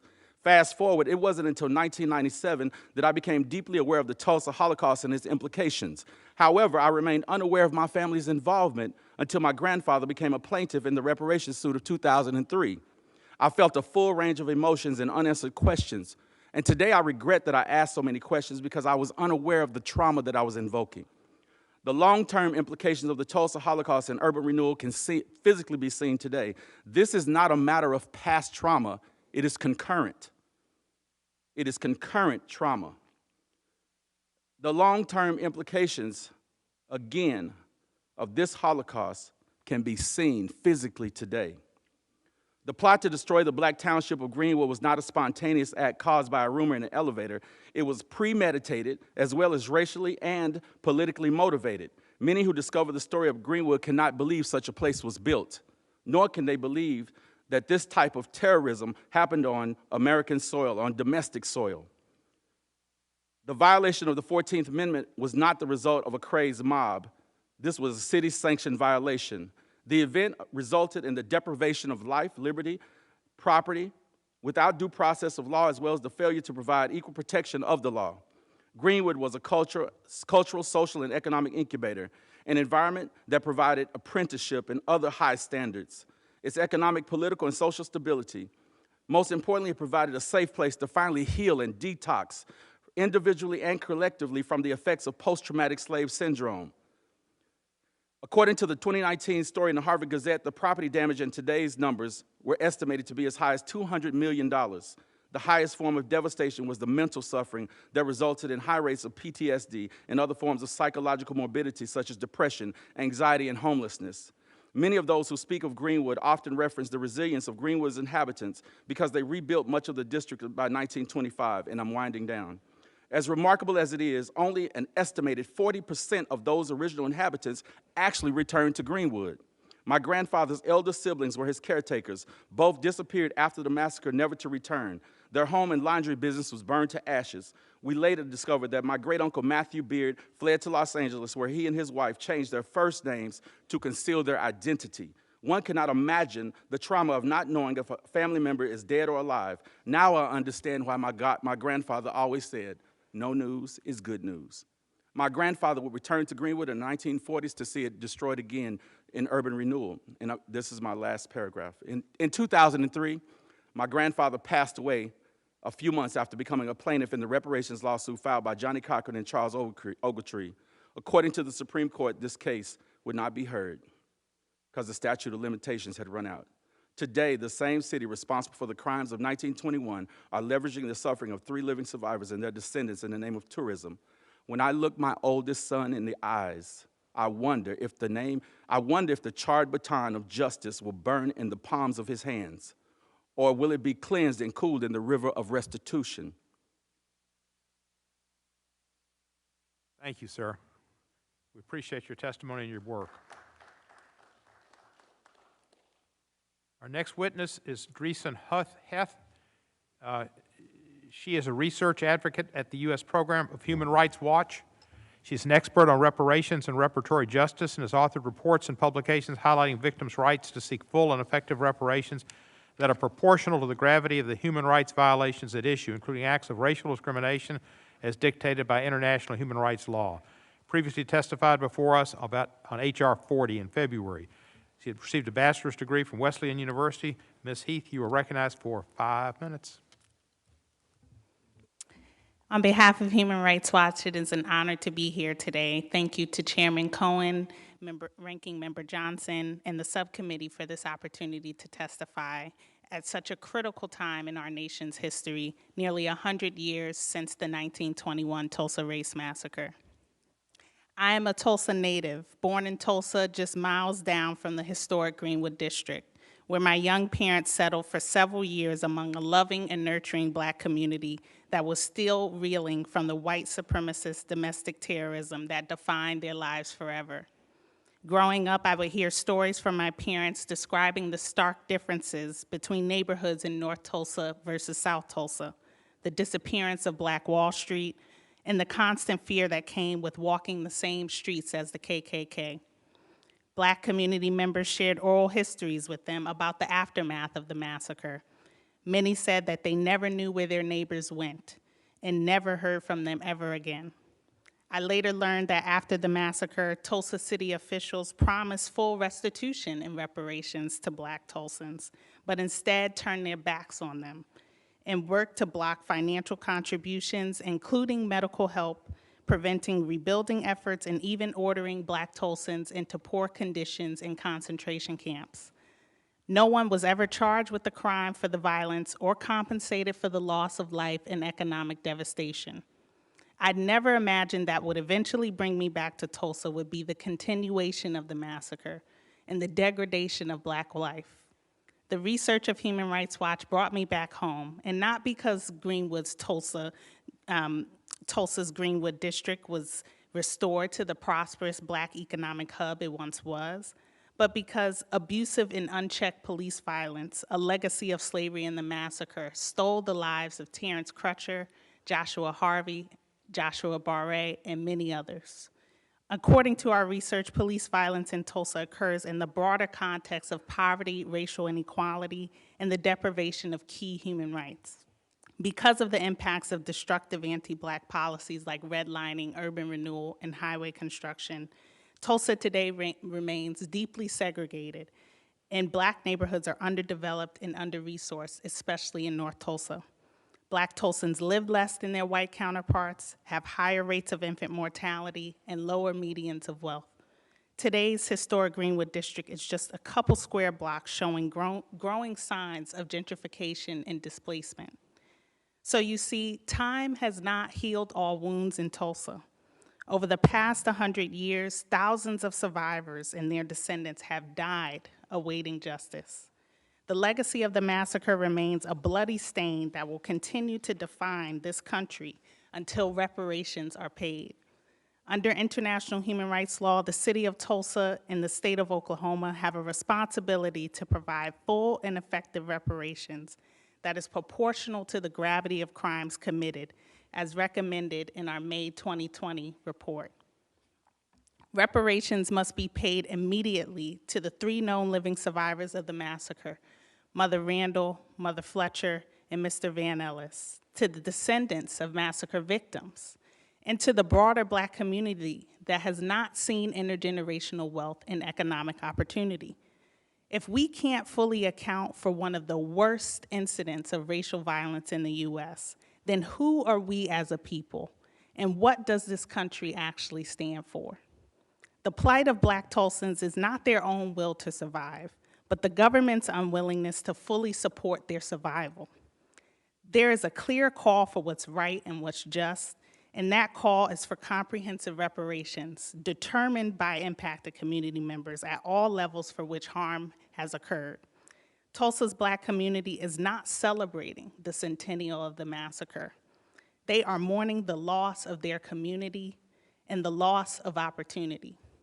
By passing H.R. 40, the Commission to Study and Develop Reparations Proposals for African Americans Act, and by administering full remedy at the federal, state, and local level for the Tulsa Race Massacre and its continuing impacts, this country can finally recognize the full humanity of Black Tulsans and avoid perpetuating human suffering indefinitely.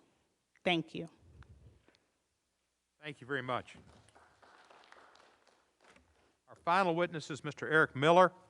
Mr. Miller is a professor of law and Leo J. O'Brien Fellow of Loyola Law School of Loyola Marymount University in Los Angeles, where he teaches courses on evidence, criminal procedure, and jurisprudence, written extensively on policing, drug courts, and reparations. He received a Master of Legal Letters from Harvard Law School and a Bachelor of Laws from the University of Edinburgh. He was a law clerk for the Honorable Stephen Reinhardt of the U.S. Court of Appeals for the Ninth Circuit and the Honorable Myron Thompson of the U.S. District Court for the Middle District of Alabama. Professor Miller, you're recognized for 5 minutes.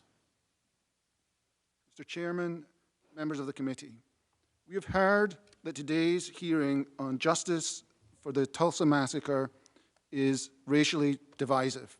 We heard that in 1921. We heard that in 2003 when Professor Ogletree and Johnny Cochran filed a federal lawsuit for the survivors. Now, we heard it in 2020 when Mayor Bynum, the mayor of the city of Tulsa, said he would not support payments to the survivors of the massacre, including Ms. Fletcher, Ms. Randle, and Mr. Van Ellis, who you heard testify today. The victims of the Tulsa Race Massacre and their descendants have still not received a penny from the state of Oklahoma or the city of Tulsa. But even some direct payment is not enough. They need transformational justice to remedy the systemic, ongoing wrongdoing still suffered by the victims, their descendants, and the current residents of the Greenwood and North Tulsa districts of Tulsa, Oklahoma.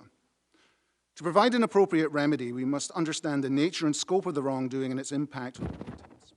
The massacre not only destroyed the Greenwood community, its infrastructure, and human and social capital, it created a diaspora of people driven from their homes, their families, and their support networks. Here's what the state of Oklahoma said about their role in the massacre in a statute it passed in 2001. Quote, local, municipal, and county officials became participants in the mob that killed, looted, and burned down Greenwood. Quote, local officials attempted to block the rebuilding of the Greenwood Committee. Local officials enforced, quote, a conspiracy of silence that served the dominant interests of the state, which found the riot a public relations nightmare for a community attempting to attract new business. The state, quote, ignored its, quote, responsibilities rather than confront the realities of race relations that allowed one race to put down another race. Again, these are all quotes from the state of Oklahoma. They tell of an Oklahoma that was and still is putting profit over racial justice. But they stop short of accounting for the continuing acts of racial discrimination in the years and decades following the massacre. They also fail to account for the people who fled and could not return, some because they were targeted for violence, some because they could not rebuild, or some simply because of the unbearable psychological trauma of the massacre. This great diaspora of the massacre is owed justice too.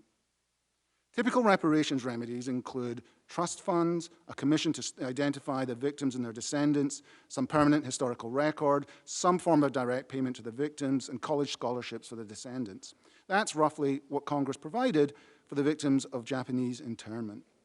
However, the remedies for Tulsa must also address the current acts of the city and the Chamber of Commerce who destroyed social, economic, and cultural institutions and who continue to profit off the victims and survivors by misappropriating the histories and likenesses of the victims and their descendants. Repair requires rebuilding infrastructure in Greenwood and North Tulsa, buying back property, building hospitals and health centers, redirecting the highways that split these communities and families and friends apart, and remediating the environmental harms within these communities in Tulsa.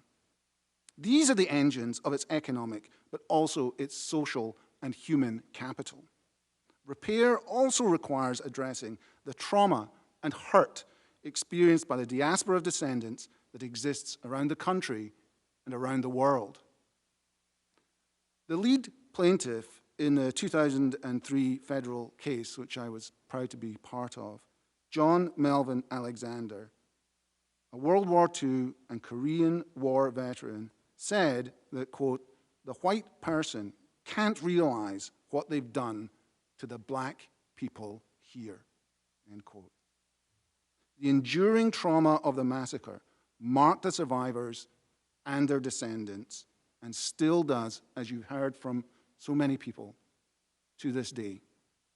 We need a remedy fit for this massive act of horror.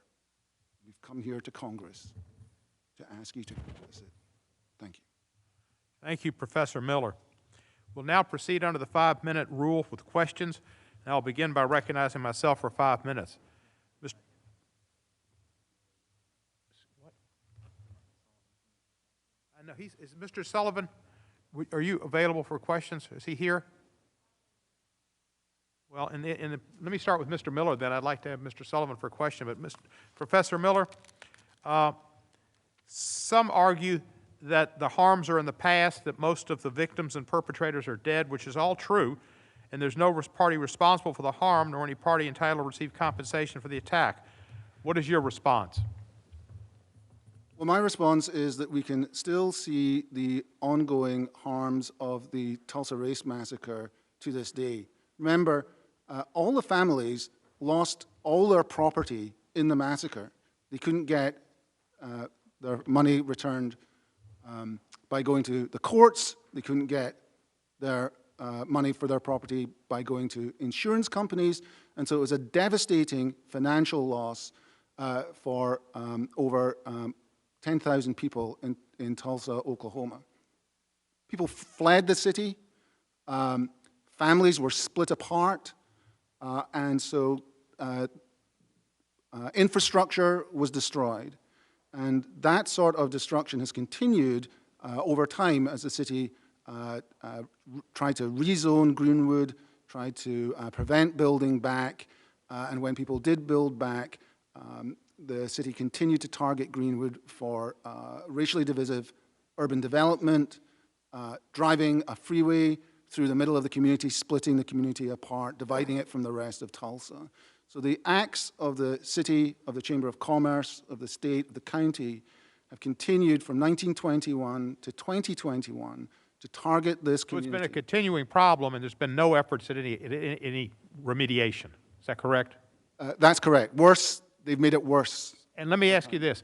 One of the witnesses, I believe it was Mr. Simmons, said that insurance companies had not honored claims. How did they go about? These were property casualty insurance, homeowners insurance, whatever. How did they go not get compensation? How did the insurance companies get out of it?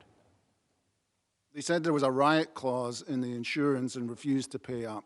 And so the insurance companies denied hundreds of people their claims, people who were victims of the race massacre, by claiming that they didn't have to pay because of a riot. Mr. Solomon-Simmons, Professor Miller has explained that some of the insurance companies, because of a riot clause, were allowed not to have to compensate the victims. Did the riot clause suggest that they were responsible for the damage? How did that riot clause get interpreted that way and not give them compensation? First of all, it was the city and the county and the chamber who falsely called it a riot for the express purpose to make it more difficult for the black citizens to rebuild. We have to understand this was not just some isolated event. They wanted their land. They wanted the land of the African Americans because it was very valuable land.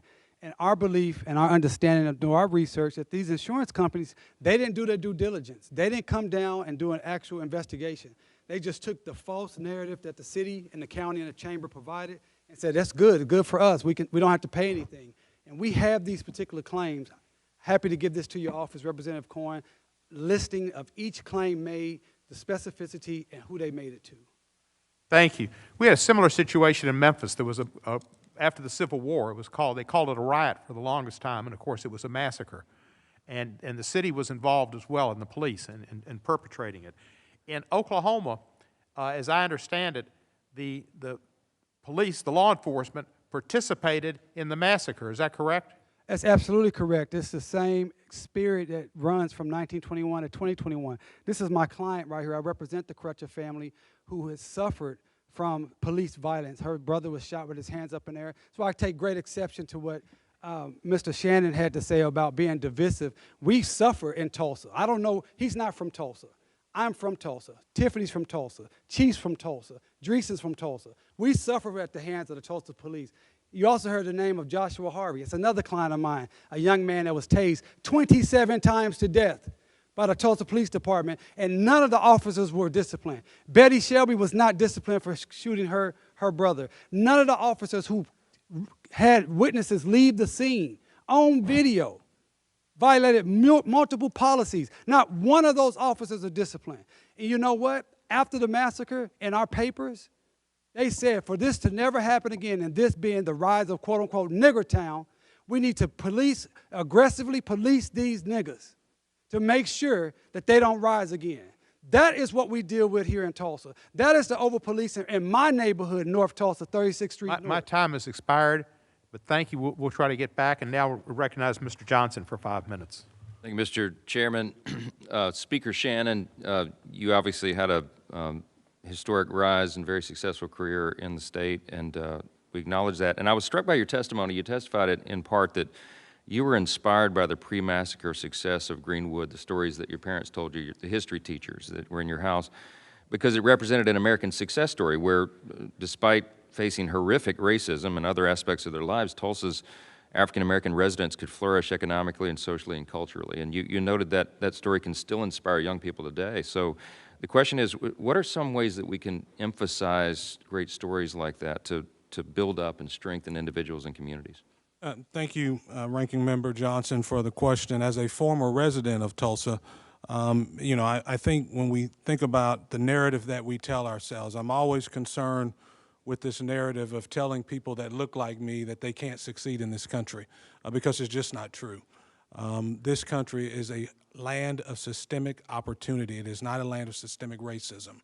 This country has afforded many people from many different backgrounds great opportunities. Now, that doesn't negate that we've had our challenges, and many of them have been at the hands of people that look like me, and many of them have been victims. People that look like me have been victims at the hands of these crimes, much like the Tulsa Race Massacre, and it is a shame. So we've certainly had our challenges. But when we think about what Greenwood means to the nation and how it inspires people, it is that the idea of capitalism still works. The idea that if we really want to move people out of generational poverty, which is what we're talking about, there are steps to do that. Number one, it starts with finishing school. Whatever school you're in, do the best you can and finish it. The second one is getting married and staying married. We know that those things work. That moves people out of generational poverty. The third thing is to invest. To get a job and keep a job.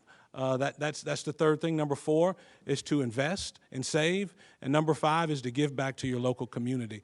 That's how you move people out of generational poverty. And that's exactly what the brave men and women of Greenwood did in many instances with their entrepreneurship. And they continue to inspire people from generations. I was moved by the testimony of Uncle Red and the other survivors and his sister. I think we all can learn a great deal about their courage. Very good. I wish I could unpack so much of that, but we have so much limited time. Let me go to Mr. Henderson if I can, if he's still on video. Mr. Henderson, you still with us? Yes. Great. Just real quick question for you. In recent years, it has become popular for a lot of people to argue that America is a country of systemic racism rather than systemic opportunity, as Mr. Shannon just said. But you testified also that that's not what you see. Could you expound on that a bit further? How would you describe our present situation? Well, when you look at America, you have to compare it with other countries. America is a country that has fought to free slaves. America is a country that seeks to live out the second sentence in the Declaration of Independence. We hold these truths to be self-evident that all men are created equal. And the governments are instituted among men deriving the just powers from the consent of the governed.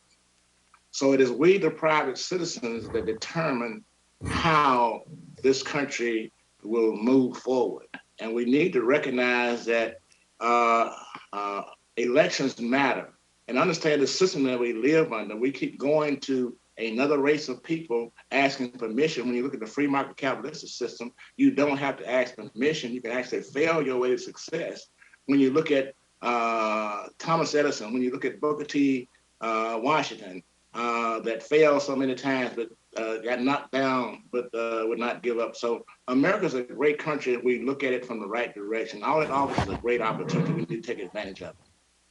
And how do you think that we can better educate this current generation of Americans about those principles? I mean, does it come down to public school curricula? Does it come down to community education? I mean, does everybody have a role in that? How do you explain that to others?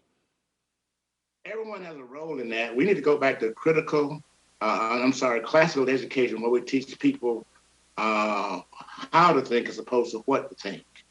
Our education system has moved from education to actually indoctrination. And we need to understand the whole total history of this country, the good, the bad, and the ugly, and understand that America is not where it was before, that we all play a part in it, but we need to know the true history of America. If you are a citizen in America and you don't know the history of America, you're a citizen in name only. And for those of us that have cut our teeth on the true grit of courage required for freedom's sake, we need to reach back and share with those that this is your country. You should defend this country when it's right, and stand up against the wrongs that occur. Thank you. I'm out of time. I yield back. Thanks all the witnesses for being here today. Thank you, sir. We're going to go out of order because Ms. Sheila Jackson Lee is going to be Speaker Pro Tem. She has to get to the floor. Representative Sheila Jackson Lee, you're recognized for 5 minutes. Mr. Chairman, let me thank you and the ranking member for the courage to hold this hearing and to present a forum in the United States House of Representatives for these humble souls. Let me quote William Faulkner, because he does not look like me, and Mr. Counselor, he doesn't look like you, and he said, "The past is never dead. It's not even the past." And so to my friends that are here who have given an alternative history, that past never ends. That past is redlining that did not allow investment in black communities. That past is, as the outstanding members of this holy and iconic group, Mr. Hugh Van Ellis, Miss Viola Fletcher, Mother Fletcher, Miss Randle, has said they lived the past. They were not able to get the GI Bill. Miss Randle remained a domestic. She didn't finish beyond the 4th grade. That is the existing and continuing disparities. Let me, for those who may never have seen the vibrance of Greenwood and Tulsa and these young women with their cowboy hats on, living the dream, if you will, way back in 1921, that was Tulsa. That was the economy of this nation embedded in that. And I would just simply say to my good friend who did not read the resolution that we're so proud to have passed, honoring the 100 years, it says, by calling upon all Americans to celebrate the ethnic, racial, and religious diversity that has made the United States the leader of the community of nations and the beacon of hope and inspiration to oppressed people everywhere. That's in HRES 398. That's Tulsa. But let me tell you what else is Tulsa. If you can't make it out, this is a Negro's body with smoke coming out of it, as occurred in 1921, when 300 were thrown in a mass grave, unnamed to this day, and as well held in detention. I'm so glad that our friends in the Japanese American community are in fact supporting H.R. 40. Let me show you that they actually had thriving businesses. That's Greenwood going up in smoke because of an incident in an elevator that has never been able to be defended or accurate. So let me give these questions quickly in the short time that I have for you to be reminded of this. Let me get to Counselor and Ms. Crutcher. Counselor, my time is brief. Emphasize again, which most Americans would understand. The banks had my money, had their money. I remember those little books. We grew up on those little books. You go to the bank, you put the money in, and they mark in your little book that you had money. Tell me two things. You have not been able to get the money out of the bank, and the insurance companies, of which all of us are told to get flood insurance, to get home insurance, that you were not able to get. That's your questions. My time is 1:54. Ms. Crutcher, I've never heard you condemn law enforcement. I have heard you say in the name of your deceased mom and your family and the children of your brother that he was killed in cold blood with his hands up. I want you to respond to that as to what we need to do legislatively to be able to address this injustice. Mr. Counselor. First of all, Representative Lee, thank you for your leadership on H.R. 40 and in our community. Yes, Dr. Olivia Hooker, who was the first African-American female in the Coast Guard from Tulsa, she talked about this before she passed, and many other survivors. They couldn't get their money out of the banks because the bank said, well, hey, where's your bank book? They said it burnt up. It said, too bad. And so we're trying to have a discussion with these banks to say, let's do a forensic audit and let's go in there and find out what money may still be available to these descendants. And secondly, yes, again, the insurance companies, these black people in Tulsa were very sophisticated. They were business-minded. They were savvy. They had policies, insurance policies, and to this day, no policy actually paid anything that was of fair market value and is still owed as we speak. Thank you. Ms. Crutcher, if you would. Yes, ma'am. I back police officers. My uncle is a police officer. My father served this country. He was a Vietnam veteran, and so I've never bashed the police, but there is an oath that our law enforcement in this country that they swear to, and I believe in that oath because it simply says, and you all should read it, we are here to protect and serve. My issue is that there are police officers in this country that act antithetical to that oath that they swear to. And so what we're trying to do and what we need for Congress to do is act and pass not a dumped down or a watered down or a half-baked bill, but we need it to, we need to end the doctrine of qualified immunity. That doctrine has hurt my family. There's been a civil lawsuit sitting on a judge's desk since 2017. We've had no closure. My mom went to her grave not seeing justice for her son. And so there are policies in place that allow police officers to get away with legal murder, and we need to make sure that we pass that. Thank you. My time has run out. I just want to put into the record this statement from the Tulsa Race Massacre that indicated in 2001 damages were up to $100 million. Today in 2021, it may be $200 million. And my commitment to you is to find justice and relief and to demand that the mayor of the city of Tulsa give you the resources to those descendants, not for his pocket, not for the city of Tulsa, but to be able to get those raised monies. Mr. Mayor, hear me now. In the rightful hands of those descendants that are here today and those descendants of those who have died. It is now, the time is now. I yield back, Mr. Chairman. Thank you for your courtesy. Thank you, Representative Lee. Thank you. Ms. Ross, you're recognized.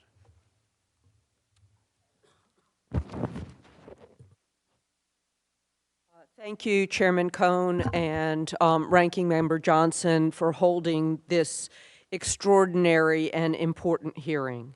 Hopefully, it will not be the last of these hearings, though hopefully we won't have these kinds of atrocities going forward. I also want to thank all of the witnesses for joining us today. While plenty can change in 100 years, the powerful testimony we've heard today reminds us that history also is alive. The Tulsa Race Massacre lives on through Mr. Van Ellis, Mother Fletcher, and Mother Randle, and their descendants. And thank you, Dr. Crutcher, for being here. It also lives on through the families that lost their homes, their wealth, their loved ones, and the futures that they thought they would have. For those who do not believe that racism exists in the United States, I hope the testimony of our witnesses helped them understand that racism and brutality 100 years ago, 400 years ago, continues to stand in the way of the success of the people here today. Tulsa is not the only city where violent white supremacy has set our nation back. In my state of North Carolina, white supremacists carried out a massacre and a coup d'etat in 1898, toppling the multiracial government in the majority black city of Wilmington. Like Tulsa, Wilmington was once the home to a thriving black community. White supremacists were able to demolish black homes and businesses, kill black civilians, and overthrow a democratically elected government because the system of power in our nation and our state did not intervene. My first question is for Mr. Solomon-Simmons about the aftermath of the massacre. It's a dramatic example of how racism, both in the form of violence but also discrimination in government policy, has contributed to the wealth gap between white and black households in present-day America. How did the massacre and its aftermath impact survivors and their descendants' ability to build and pass on generational wealth? Thank you, Representative Ross, for that question. In many ways, it was impacted. First of all, for up to the 40s and the 50s, for those individuals in Greenwood who survived the massacre and were not run out as refugees, they were severely neglected by the city of Tulsa. They didn't receive any type of city services. They didn't have paved streets. They didn't even have proper plumbing so they can have running water in their homes. And then they brought in urban renewal, which we call in Tulsa Negro removal. And they used that policy to steal the rest of the land that they hadn't stolen during the massacre. And the final nail was when they put the Highway 244 directly, squarely in the black community through Greenwood to purposely destroy any opportunity for Greenwood to thrive again. And so this has been the remnants. And right now, if you come to Tulsa, you will see a thriving, beautiful, modern metropolitan city south of I-244, that's white Tulsa, and north of that highway, which is North Tulsa and black, there are no businesses, hardly any businesses. There's no buildings going up. There's no high rises, nothing like that. It's stark as night and day. Thank you very much. And my next question is for Ms. Heath. So I brought up the massacre in Wilmington. What happened in Tulsa is particularly unique at this 100-year mark because it was an entirely black community. But Wilmington was an example where blacks and whites lived together, and some people just didn't like that. Could you tell us about other instances in our history where we've seen white supremacists intervene in people's thriving multiracial economies? Thank you. Yes, the U.S. has a history of white supremacists invading black neighborhoods or coalescing among black neighborhoods and, quite frankly, all of a sudden getting sick of some type of economic progress or social progress that creates equitable conditions for black people in those neighborhoods. Red Summer of 1919 is a prime example of dozens of race massacres, also coined as race riots in history, which is a false narrative that does not account for the deliberate and designed destruction of black neighborhoods and their success. So post-Reconstruction, pre-Reconstruction, all the way up to the spirit of what had members of Congress laying on the floor during January 6th is a product of white supremacy in this country. Thank you very much. Mr. Chairman, I yield back. Thank you, Ms. Ross. Next in order is Mr. Hank Johnson, who has been a leader on this issue in the Congressional Black Caucus and a leader on this issue and others throughout his time in Congress since 2007.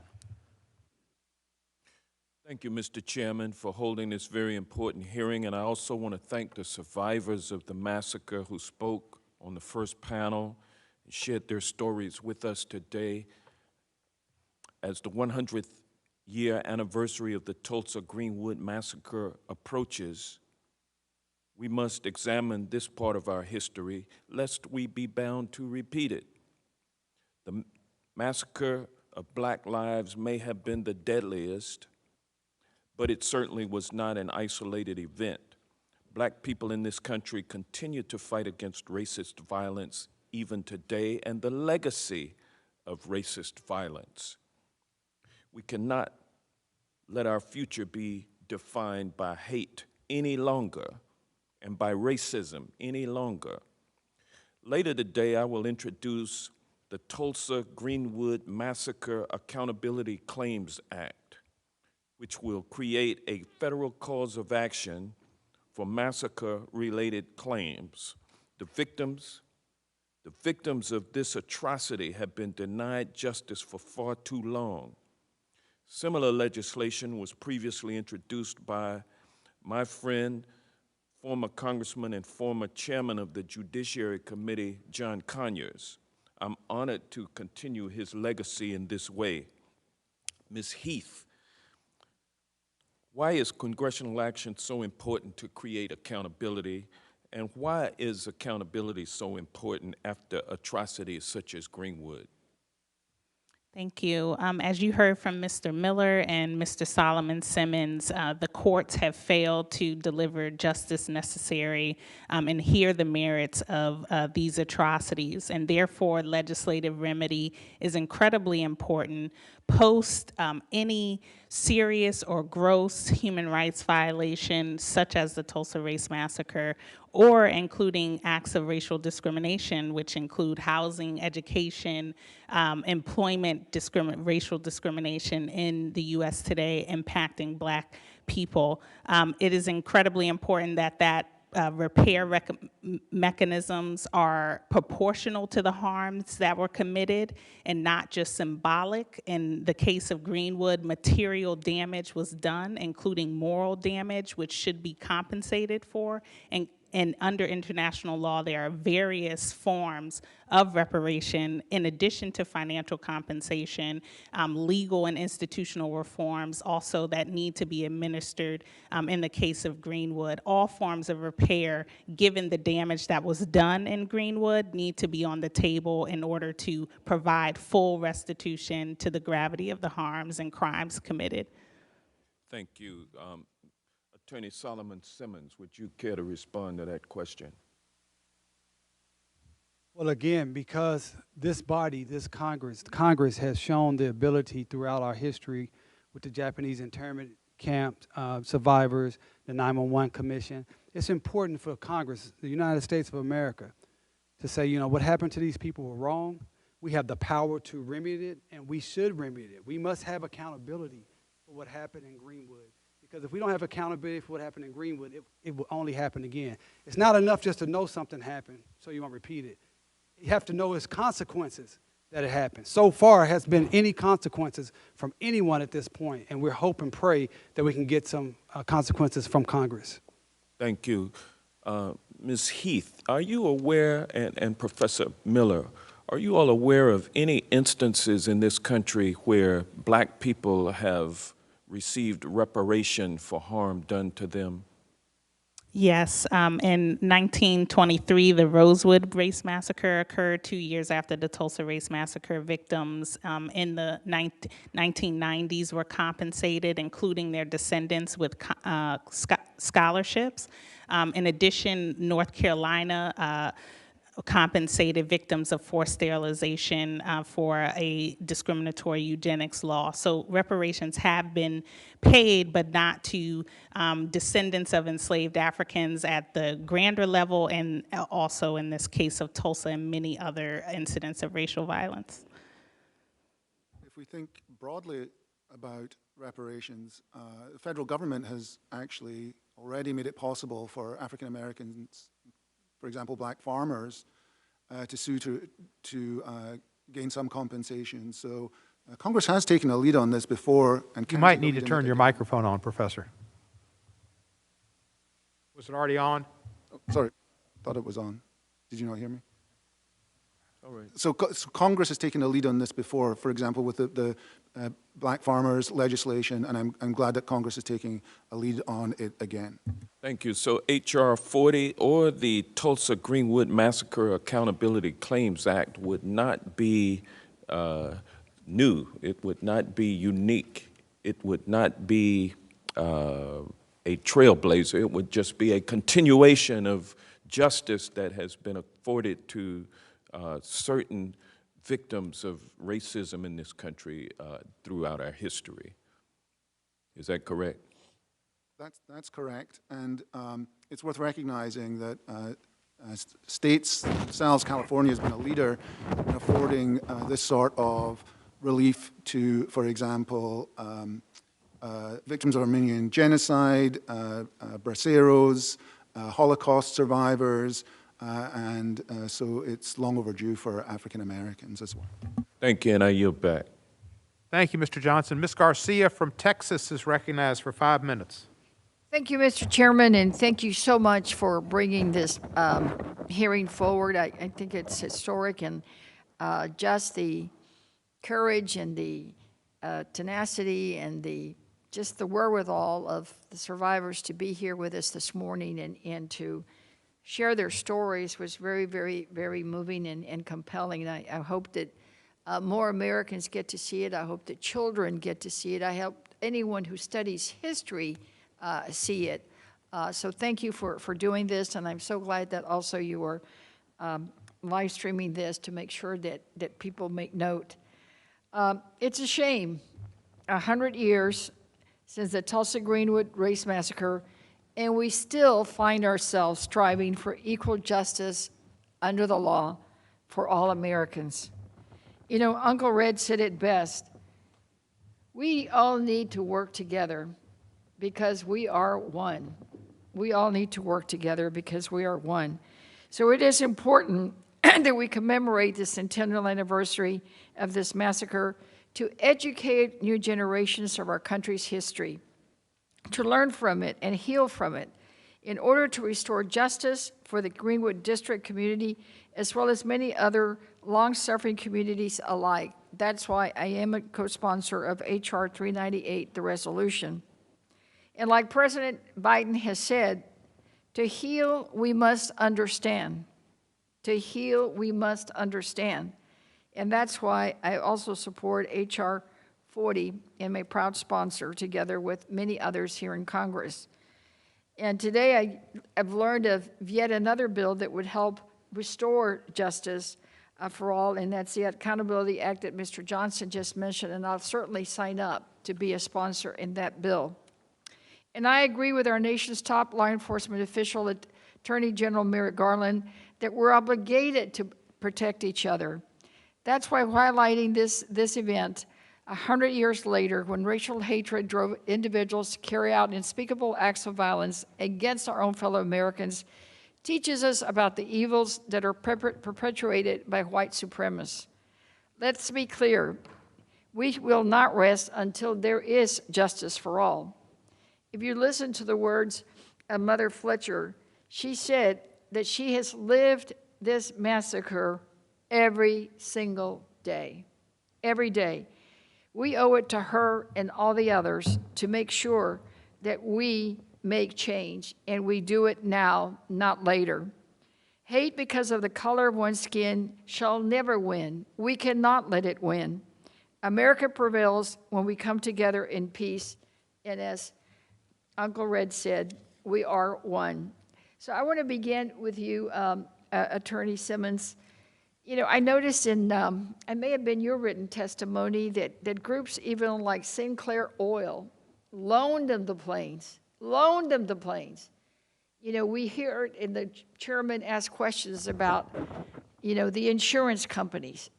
So businesses were involved with this. Have we been able to get a handle on how we can go to the successor businesses? Sinclair Oil, I believe, still exists. Those companies obviously were bought by someone. Have we been able to try to get any damages from them? Thank you for your question. We are in the process of that. We have reached out to several companies, including Sinclair Oil. They are still around, and then many insurance companies, banks, other publications, and we're trying to hold everyone accountable. And so far, not many people want to talk to us and have a conversation. And that's what we reached out. So let's have a conversation, because these people in Tulsa, my people in Tulsa, we need healing. And you were a part of this 100 years ago, and here's the proof of it. Right. And I know that I read that there was a commission set up in Oklahoma, and that they did say that reparations should go to the historic Greenwood community in some way, and that it would do much to repair the emotional and physical scars of this terrible incident. Have they done anything? Is there anything that we can do to nudge them, push them? Well, first of all, they have not done anything. In fact, those same perpetrators of the massacre are now utilizing the massacre to line their own pockets. So in fact, they haven't done anything. They've done worse. They've actually compounded the trauma, and they've soaked up all of the resources that good people from around the nation that want to support the black people of Tulsa. They don't understand that they're actually supporting the city of Tulsa and the white business owners in Tulsa. That's what's actually happening right now. And I think just this hearing, people understanding the difference, understanding that groups on the ground like the Crutcher Foundation, Justice for Greenwood, the Black Wall Street Legacy Fest, are actually working directly with survivors and descendants, and not the city of Tulsa and the Chamber of Commerce and the state of Oklahoma. They're working for themselves. They're trying to do exactly what they did in 1921 when Tulsa created this slogan called Tulsa Will. Now they have a slogan that says Tulsa Triumphs, to try to say, oh, Tulsa's triumphed over this bad history. The fact is, Tulsa, the city, triumphed over Greenwood. It was Greenwood that was destroyed. It was Greenwood that was looted. And it is Greenwood that needs repair, not Tulsa. Thank you, and Mr. Chairman, I see my time has expired. I yield back. Thank you, Ms. Garcia, for your statement and your questions. Ms. Bush, a freshman but experienced and very important member of this committee is from Missouri, is recognized. St. Louis, and I thank you, Chairman Cohen, for convening this hearing. It is both an honor and a profoundly sobering privilege to be sharing space with you and to Mr. Van Ellis, to Mother Fletcher and Mother Randle, with them as well. I hope to be able to actually meet them. When I go home today, and this is to them, when I go home today, I will call my 7-year-old nephew and tell him about my day. I will tell him that I got to see and hear American heroes today. I will tell him that I spoke to them and all that they lived, all those things that they talked about and how they lived in a neighborhood much like his in St. Louis, that he lives in a neighborhood with local schools just like they did and favorite parks where he spends his holidays the same way they do and where he celebrates some of his life's most precious moments the same way that they did. But unlike in his neighborhood in St. Louis, this vibrant, beautiful community in Tulsa was burned down. And yet, Mother Fletcher, Mother Randle, and Mr. Van Ellis are still here with us today sharing that story of courage. To my colleagues on this committee, there is only one reason why descendants of the Tulsa Massacre have not been compensated, and that reason is racism. It's anti-Black racism, to be clear, and it's been stated a couple times, and I want to state it again. It's anti-Black racism. Racism is not just slavery and Jim Crow. It is the daily violence that is enacted on our communities each and every day we live in this white supremacist society. Racism is when a group of our elders come to our halls to testify about the massacre they survived without any clear commitment from our leaders as to the reparations they are owed. That is outright racism, full stop. What happened in Tulsa on the evening of May 31st and that continued into the day of June 1st, 1921 was a failure of the highest proportions. For 24 hours, the community was under attack, traumatized, brutalized, terrorized, and killed for no other reason than for being Black. It was the failure of our government that helped enable the violent massacre. It was the failure of our leaders for being complicit in white supremacist violence. It was the failure of our country for failing to protect its own citizens. It is a failure only made possible because racism is alive and well in this country. It was alive when a white mob burned Tulsa to a crisp. It is alive now as we debate the merits of repairing harm. Underlying the generational trauma and exploitation is a government that refused to even acknowledge the humanity of our ancestors, enslaved and terrorized under white supremacy. A government that to this day refuses to acknowledge or atone for its own ongoing racism. So let me ask Ms. Goodwin, how has your family, if you could just tell us briefly, how has your family's history been affected by the Tulsa Massacre? And then I have a question for Ms. Crutcher. Ms. Goodwin, how has your family's history been affected by the massacre? If you could name like 3 things that are like really stick out.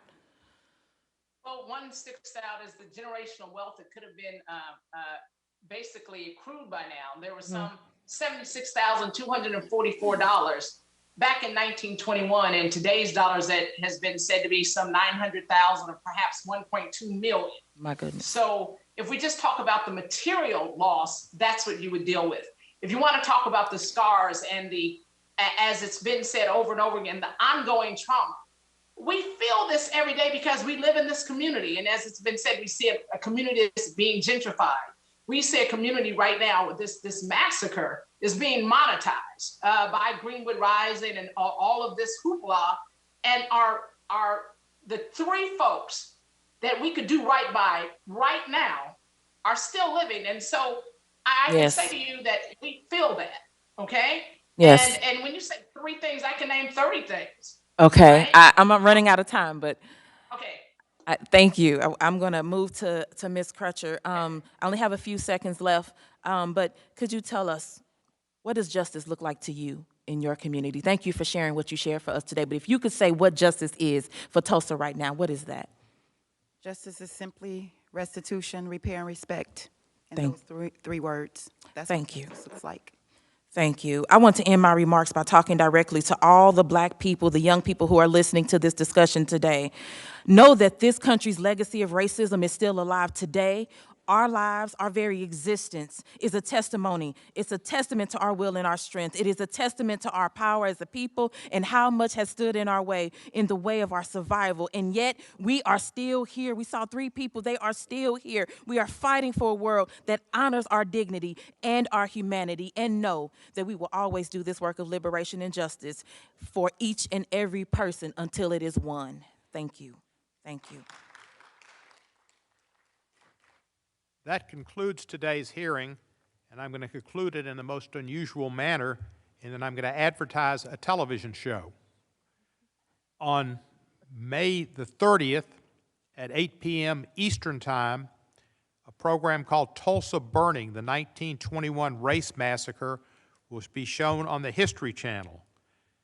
This is, I think, an important program for those of you who have watched and those who haven't had the opportunity to watch to view.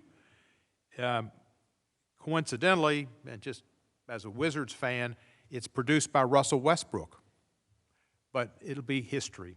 I've learned much today, and I've learned much over the years about the Tulsa Race Massacre, and we need to take action and show that our country understands what Faulkner said. The past is not the past. The past is never dead. We're living now. The past is still with us. I want to thank all our witnesses for appearing today. Without objections, all members will have 5 legislative days to submit additional written questions for the witness or additional materials for the record. With that, the hearing is adjourned.